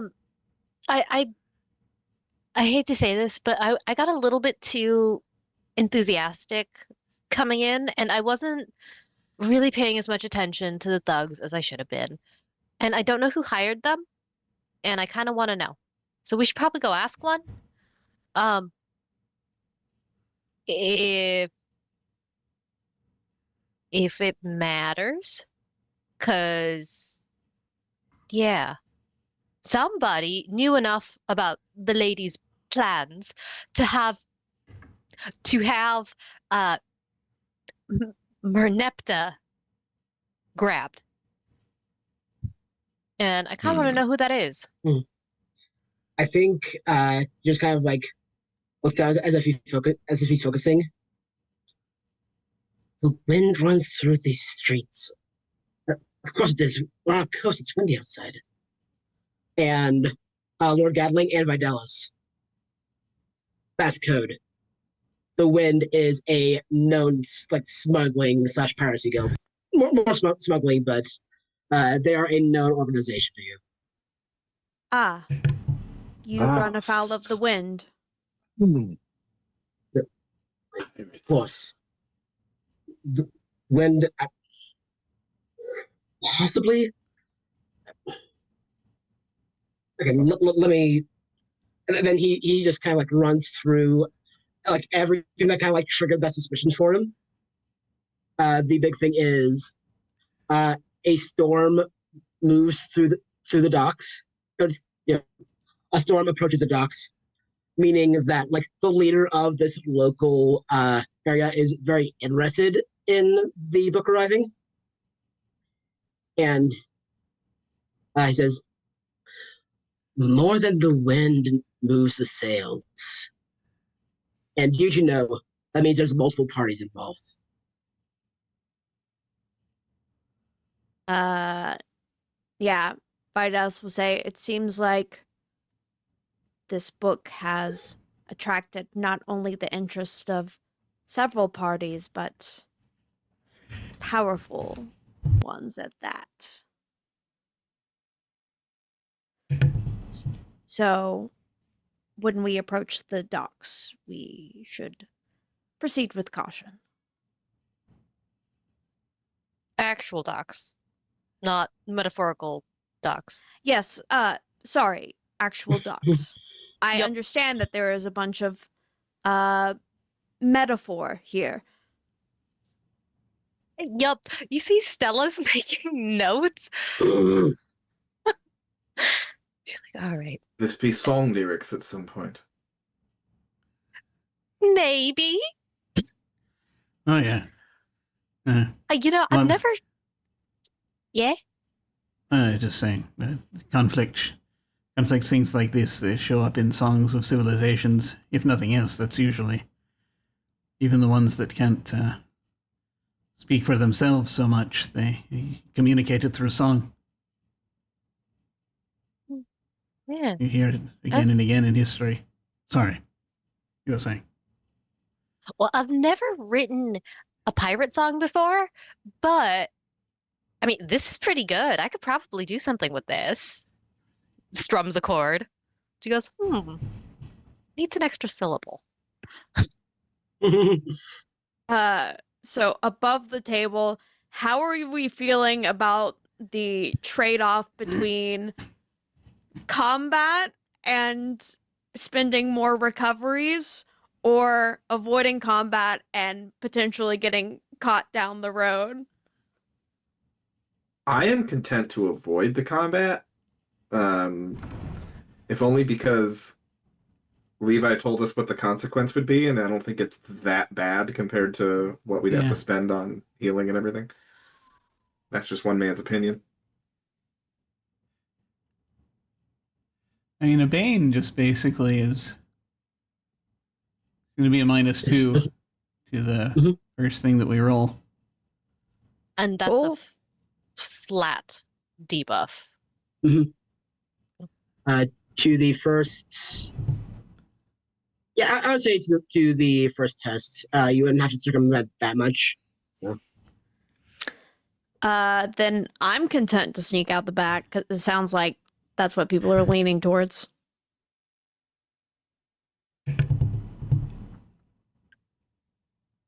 Sure. Yeah.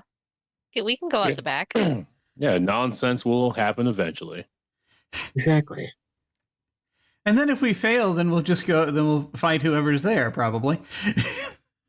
Exactly. Stella's only concern was identifying who hired the thugs, but y'all did that, so now she doesn't need to fight the goons out front. True.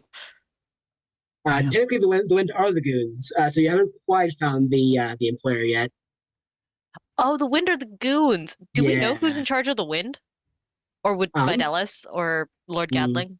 What would make you think Fidelis would know all this criminal I just activity? guy. I do have the criminal underground skill, so Mhm. would I? I mean, honestly, is Videlis the wind? Ooh. You never know. I mean, Fidelis could have been cooking the books for the wind. I don't even assume he's cooking the books. I just assume that he knows because he's too good at murdering. Too good at murdering. That's He's true. disguising himself. How do you know this is the real face? Right? No, all of his disguises are a little bit cuter than that one, though. I need to know if this conversation is happening. Seriously. Sure. I don't think Videlis knows anything about the criminal underworld except that he's good at murder, which I respect. A great deal. Yeah, skills. But yeah, Very- you gotta Very dispassionate, though. wonder where he learned it all. See, I'd ask, but I don't think he would tell me. If we're done discussing these matters, I think we could head out. I think Fidelis has just kind of Aw. straightening his tie. Right, yep, sure. Okay. Very well. Yeah, as we were walking out, I look to the sky and say, please accept these ne'er-do-wells and those who would hurt their fellow man into your embrace.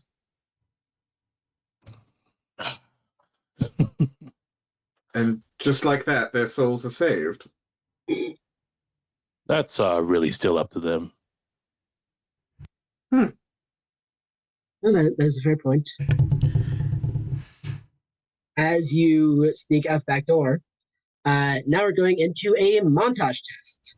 Montage. So, I did not refresh myself on these as recently as I would like, but let's see, where did I put this down? Good. So, in order to get to the docks quickly enough to intercept the book, we'll be going into different rounds of various tests. So you will need to accumulate 5 successes before you get to 4 failures. So, Is this a skill challenge? yep, it's a skill challenge. Thank you. How dare you? I haven't played the system before. I'm translating as I go. Oh no, I wasn't. Yeah, I know. No, I was saying that to Levi.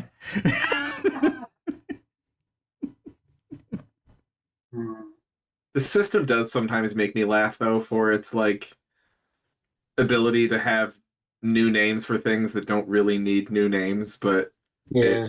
it has to do something different, and I find it kind of entertaining. Mhm. Like we're halflings crying out for Polder, not really, but Yeah. it's fine. As long as it's not Kender, I'm fine, man.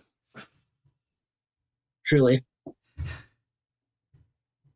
Yeah, they had the perfect opportunity to go from halfling to just lings, but no. Joke was there, and they missed it. Yeah, they could have. A They could half have a gone. watch. You know, they could have gone thirdlings. They want, you know, Oh yeah. you want to take them down a So, peg. Yeah, a mere quarterling. Yeah. Of course, 25. So there Infling. are. Tenthling are about this high. And there other are- fractions, too. Sorry, go ahead, Lee. You're probably better to use metric, but sorry, go ahead. Let's go better. So there are three things that are the problem here. One is you aren't in this part of town super often, so just like navigating your way is a bit of a challenge. And then, if the ship has been there for that long, and presumably people know about this coming in, you guys will move very quickly. And the third, as you seem to be like, at least appear to be like in a rush. Perhaps even a couple of the goons have found you and are giving chase.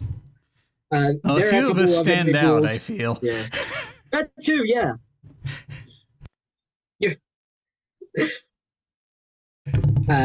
So a couple of people wearing these like brocades with gold buttons on them are starting to like chase after you with short swords. So you got to avoid the cops. We're being chased by hotel elevator operators? I didn't name them.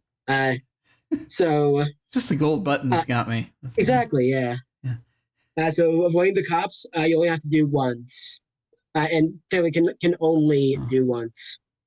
Whereas navigating the city and moving quickly, you can go for that multiple times, and you need to get 5 successes before you get 4 failures. Does each person in the party have to do each one of the things? Like, do we all have to avoid the gold buttons, or is this like a communal? Someone has to succeed against gold buttons once. Exactly. Yeah. Yes. Only one person has to succeed against it once. Okay. Question: are we being like in this moment? Are we being actively chased, or is this just that we have to be on the lookout for these gold buttons? Closer to the latter, really. Okay, just being on the lookout. Okay. I have an idea based on the fact that Jim said that several of us stand out. So I would like to pitch using the disguise skill to like basically just taking like some spare like like I probably just have like spare like a change of clothes, like robes and stuff, just like pulling them out and trying to like hand them to people and be like, here, to be a little more discreet. So I want to disguise everyone so we don't just look like the chuckle fox that ran through and killed some goons. Yeah, that sounds like, I want to say either reason or presence from you. And then yeah, this guy's skill looks great. I like reason. Reason is my preference. So Nice. So that's 2d10 plus 2 plus 2. Okay. This will be a I'll call it a medium test, so you'll have to get a. Okay, so I got a 14 plus 4 is 18. Nice. So that is a full-on success.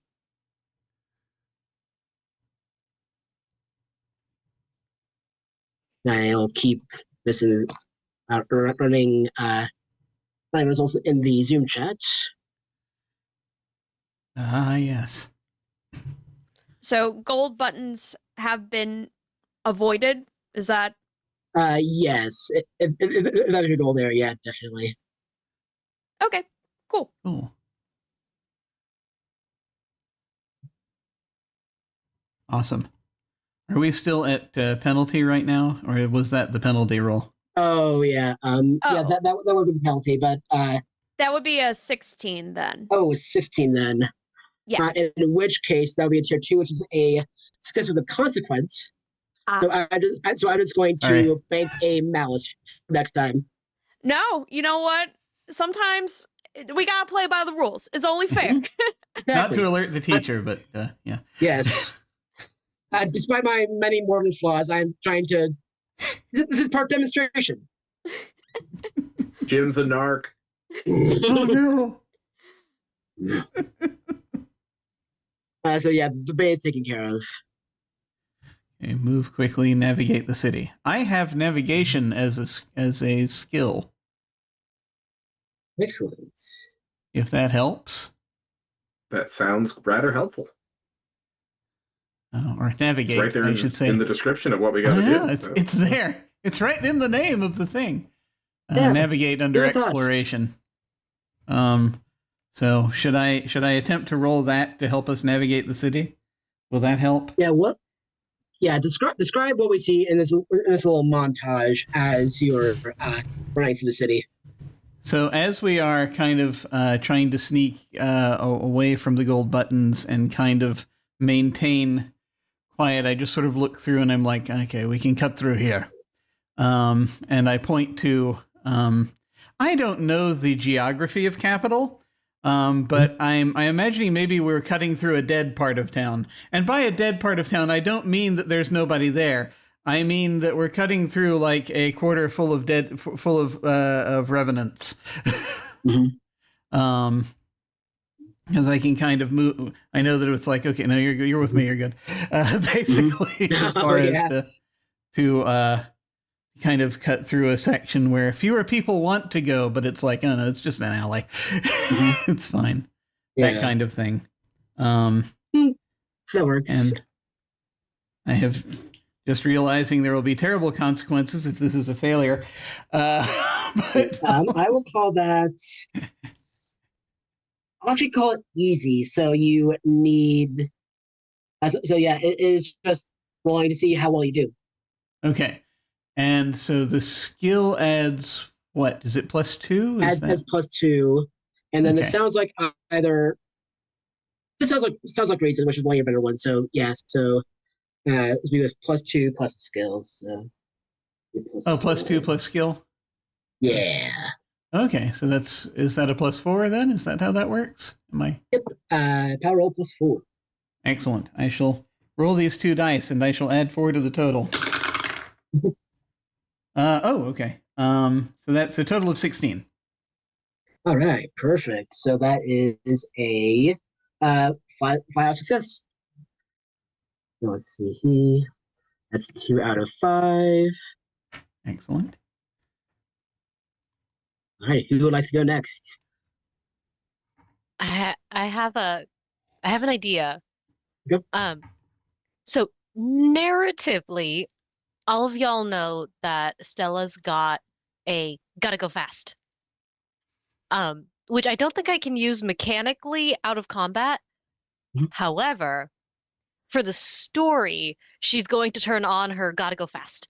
The move itself is called choreography, but she would like to spin that to really show off her her agility. And I want to try to use gymnastics as Stella will like slip underneath carts or like duck behind barrels or like duck into a corner and pop out 10 feet later and you don't see how she got there. Mm-hmm. Yeah, agility gymnastics. I like it. This will be, well, I'll call it medium for this one. So roll it. You will need a tier 2 or higher. All right. That is a plus 4 is a 17. All right, Right. that is a 17. So 17 was a play success. Yay!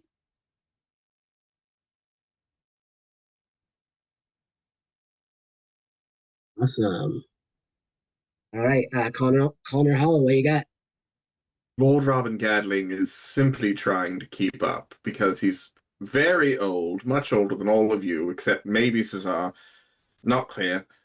We're of approximately similar age. But he smokes rather heavily because he can't die, so why the hell not? And he's like gasping for breath as he runs. So I'm going to use endurance to simply try to survive following Speedy Stella and the rest of you. Just, Very good. So sheer force of will. I'm gonna say that. Sounds like might to me. So my endurance. My endurance. I rolled a 16 on the die, which is quite good. And my might is -1, which is not great. Very well. So it's a 15. All right. So It's a 17 if you add your skill. Did you Oh, add the yes. +2? Oh yeah. I sure did not. I sure did not. And So I was 17, gonna say thank that you. I was gonna say that was a medium, so that is also a success. I think Cesar just sort of quietly just sort of looks over his shoulder as soon as he's like, "You're still smoke?"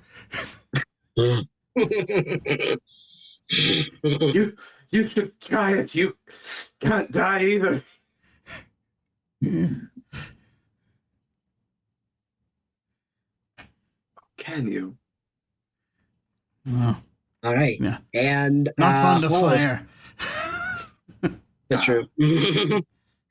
How does Artorius help get you ready to the dock? So somebody's already interacted with the cops, correct? I think I Yeah. missed that. Yep. Okay. You don't need to worry about that one necessarily. Yeah. I think I would like to use handle animals. I have not met many people since being in the city, but Artorius does like animals. They're less complicated. And I would like to use handle animal to kind of like send like the roving dogs or anything else, or just like kind of out and about to scatter, as we're moving. Yeah, prevent any goods from following you. All right. Yeah, this will be presence plus handle animals. I will sure. Okay. I'll call this medium as well.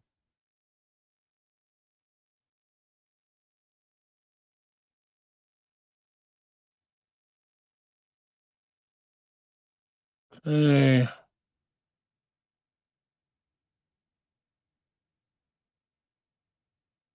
Ooh, 18 on the die. Ooh-wee. Let's see here. 18, 19, 20, and plus my my presence, 22. All right. Jesus. So that was a fierce ribbon and a crit, so that is also a success. So let's see here. 2, 3. Wait, no.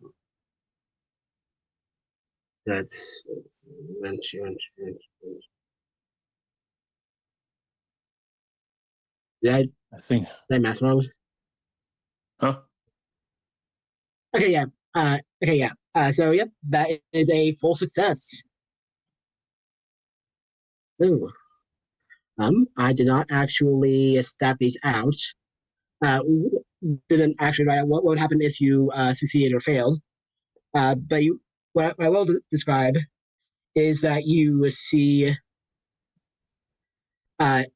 various like bursts, some bursts of magic fly out, and a bunch of yelling at the sounds of combat. And we will see where that picks up next time. I think this is the best I've ever rolled in any game on this channel. You've been doing really well. Consistently pretty good. Yeah, I can't wait for that. Just Now I'm terrified for next time. Yeah, you got all the good rolls out now. Excellent. Well, that's awesome. Very cool. But yes, I'm very much looking forward to seeing where this goes. And this was neat. I'm also glad that we leapt through that challenge pretty quickly. That was nice. That was nice because challenge. yeah, that was good. All right. We're going to go ahead and go around then, and we will do our outros. And feel free to tell folks where they can find you. Any final thoughts you had about the session? If you want to give love, feel free to give love. our favorite bits, or talking about favorite bits or whatnot.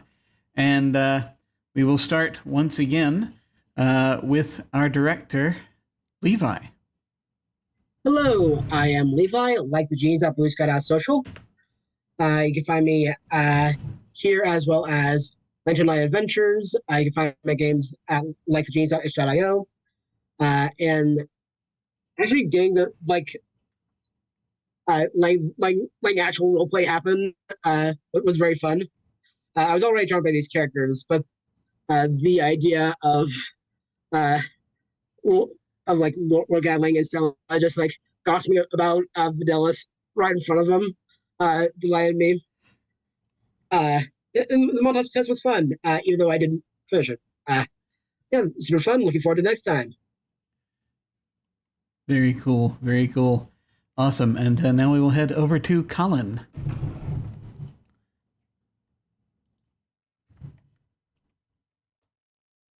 I think you're muted?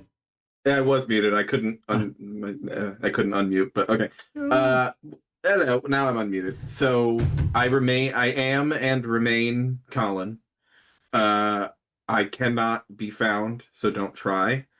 And my favorite bit of the evening was Dagger Grandma.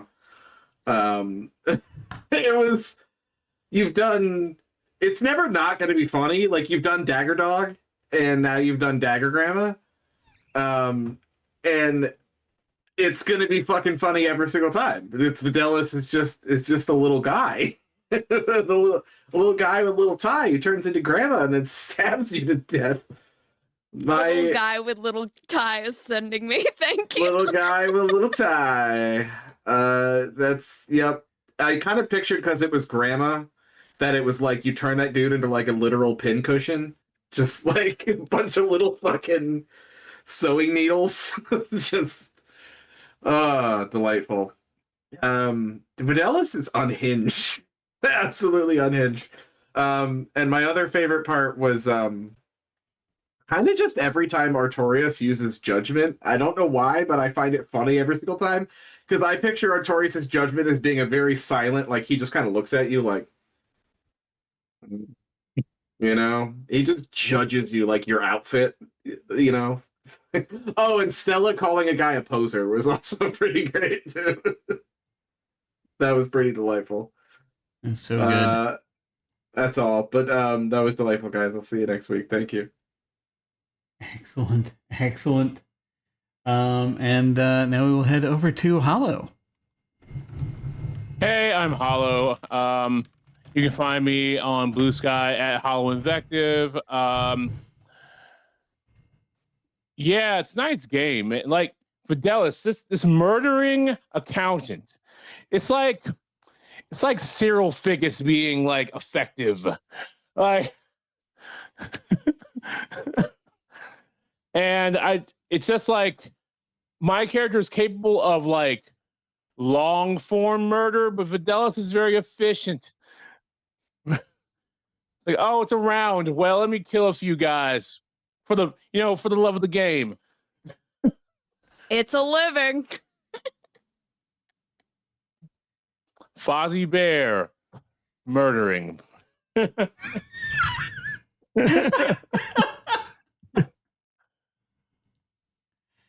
My God. Also, I-beams from Lord Gatling. What the fuck was that? I forgot about the I-beams. Double I-beams too. Yeah. I melted a guy's eyeballs. Yeah. Be like, is anybody wearing metal? I'm like, why? I'm gonna melt two men's eyes. That's why. Thanks for the surges, though. Made it all possible. Excellent. That's so good. So good. All right. And now we will head over to Noctua. Hey, Alola, I'm Noctua. I'm going to do this a little bit backwards, so we'll start about the cool things that happen, and then we'll go into other stuff. So, cool bits. I-beams. Awesome. Yes. I didn't know Robin could do that. And so far, his skills have been very much like, I'm rich and noble. And then you see him do this and you go, oh crap, he's terrifying. So, yeah.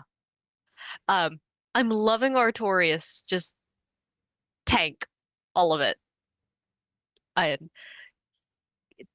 I know we've talked about Videlis and the dagger grandma, but I love the way Videlis is so nonchalant about the fight. Like it's at the bottom of the round, and Videlis is like, yeah, it's okay, you go. Well, I got this. So Stella does like her little thing, and Videlis is like, nope, shank, and everybody dies. And I'm like, ah, right, yup. Remind me not to piss him off. So yeah, y'all are so cool. Um, okay, I'm Noctua Magna. You can find me on Blue Sky at Noctua Magna. I will be back here on Channel Otherdock on Sunday evening for Lords of Gossamer and Shadow, where I play a completely different sort of drama queen. I thought Stella was going to be the drama queen. My other character was going to be, stoic. No, that's not what happened at all. So yeah, that's me. Nice. Awesome. Awesome. And finally, over to Kylen. Hi everyone, my name is Kylen, otherwise known as Kyle with an N. Yes, that is how it is spelled, like the sign. You can find me at that moniker on Blue Sky as well as Twitch. On my Twitch channel, I am playing through 14 different Pokemon games. It's quite the undertaking. Next time I stream, which I hope will be this Thursday, Lord willing and the creek don't rise, we will finish Pokemon Diamond. And then on to other things. You can also catch me on twitch.tv/indoor adventures. On the occasional Sunday, I am in a D&D 5.5e Planescape campaign where I play 3 different versions of myself across the multiverse. And if you're not able to catch it live, it is available on YouTube and where audio casts are made available. And oh boy, tonight. I feel like every time like Artorias like gets into combat with someone, he drops just some banger one-liners. Like it's always just like it's so interesting how like passionate he gets about it. And we were like talking about this during the break. Like Artorias is so passionate about the fight, and Videlis is like, this is an inconvenience. So that's a fun juxtaposition. I thought it was very narratively satisfying for Stella to out Troubadour the other Troubadour. Yes. Like Levi was saying in the chat, rocking 2 guys to death. Also, all the creative ways in which people tackled the skill challenge, like, really tickled me. Like, using endurance because you got smoker's lungs, or using animal handling to shoo the dogs out of the way. Ways that I would not have approached the skill challenge, but I think, or montage test, excuse me, but that's why these things are fun. So, yeah, excited to see what happens next week. Yes. Very cool. Very cool. Me too. Me too. This is great. And thank you again, Levi, for just continuing this balancing act. It's a lot of fun so far. I enjoyed the sort of dealing with the folks and the placement and all of as you were sort of setting it up, and so that was neat. Sort of liked the way that you portrayed this evil bard that was coming through. It was very nice. I loved the it's just sort of with Videlis, the dagger grandma was, that was it for me, man. That was so good. I liked from Robin the optic blast, and I just enjoy. I'm enjoying the sort of the little sort of weird character game we're now playing. The Colin and I are playing, where we're sort of figuring each other out, and just the little bits of banter we're starting to have between each other. That's really telepathic neat. banter, no less. Yes. And so that like no one else has any context for. It's glorious. And just seeing Artorias as just being a damage machine and all of the wrath. And just, it's like, you think you were going to move. No, you don't. And here, have more pain. It is so much fun. And just so many things that Stella did tonight. The cutting sarcasm. Oh, yeah. I think in getting to be was the biggie for me, where it was like getting to be more metal than thou. Basically, that line, you only think you're metal. That was wonderful. That was just wonderful. And I'm really looking forward to next time, so we can sort of see where this goes, make it to the docks, and try to hopefully prevent the world from being destroyed, as it sounds like there's some really, really bad things happening. In the meantime, who am I? Great question. I'm Jim Ryan, currently. You can find me at OtherDoc on Twitch, YouTube, and most social media platforms. Anywhere I'm not OtherDoc, I'm Jim Yes That Jim.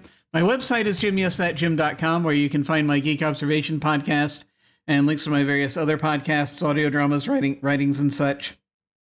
If you're watching live on Twitch, then down below you can access my website, social media links, YouTube channel, and various other things. What is happening? Well, this Thursday, this would have been the week when we did Abject Adventure Gamery, but unfortunately Lucci is not available, so we will be putting that off. But Thursday night, I will be over at High Shelf Collective once again, playing in His Majesty the Worm. We came back. We came back last week, and it's so much fun. We're so ridiculous in that game. Just the sheer amount of silliness that we get up to without even being in the dungeon yet. That was wonderful. We sort of were coming back. We're going to be going back into the dungeon very shortly. But it's just been a lot of fun. And I'm very glad to be back to it. What else is happening? Well, this coming Sunday, as previously mentioned, Lords of Gossamer and Shadow, run by my friend Brian. It is, it's really good. We've got a lot of, we've got a bit of character drama now happening. We are, as we are trying to sort things out, we just, retook a world that had been, overthrown by a tyrant. And now we need to figure out what we're going to do next, as there are still things in the air, and there are conversations to be had, and I think that's going to be a good deal of it. So we're going to be coming back for that Sunday night, and then, of course, Tuesday night, we have more of this. So I am very much looking forward to seeing what happens. But when we hit the end card, we're going to go send a raid over to some folks. It looks like there's still some time. Perhaps. Wait, are they about to leave? Are they about to leave? No, I don't think they are yet. Well, we're going to try heading over, I think, to Tales from the Table Studios. They're doing a Saga's actual play. And if that works, if that doesn't work, we'll find somewhere else. But we're going to try to send a raid over to them. Feel free to hang on if you're so inclined and say hi to them with us. That again will be when we hit the end card. In the meantime, folks, please remember, it's a crazy time right now. Please remember you're unique, and that is wonderful because variety is very important and you matter. So please remember to take care of yourselves, and we will catch you next time. Farewell.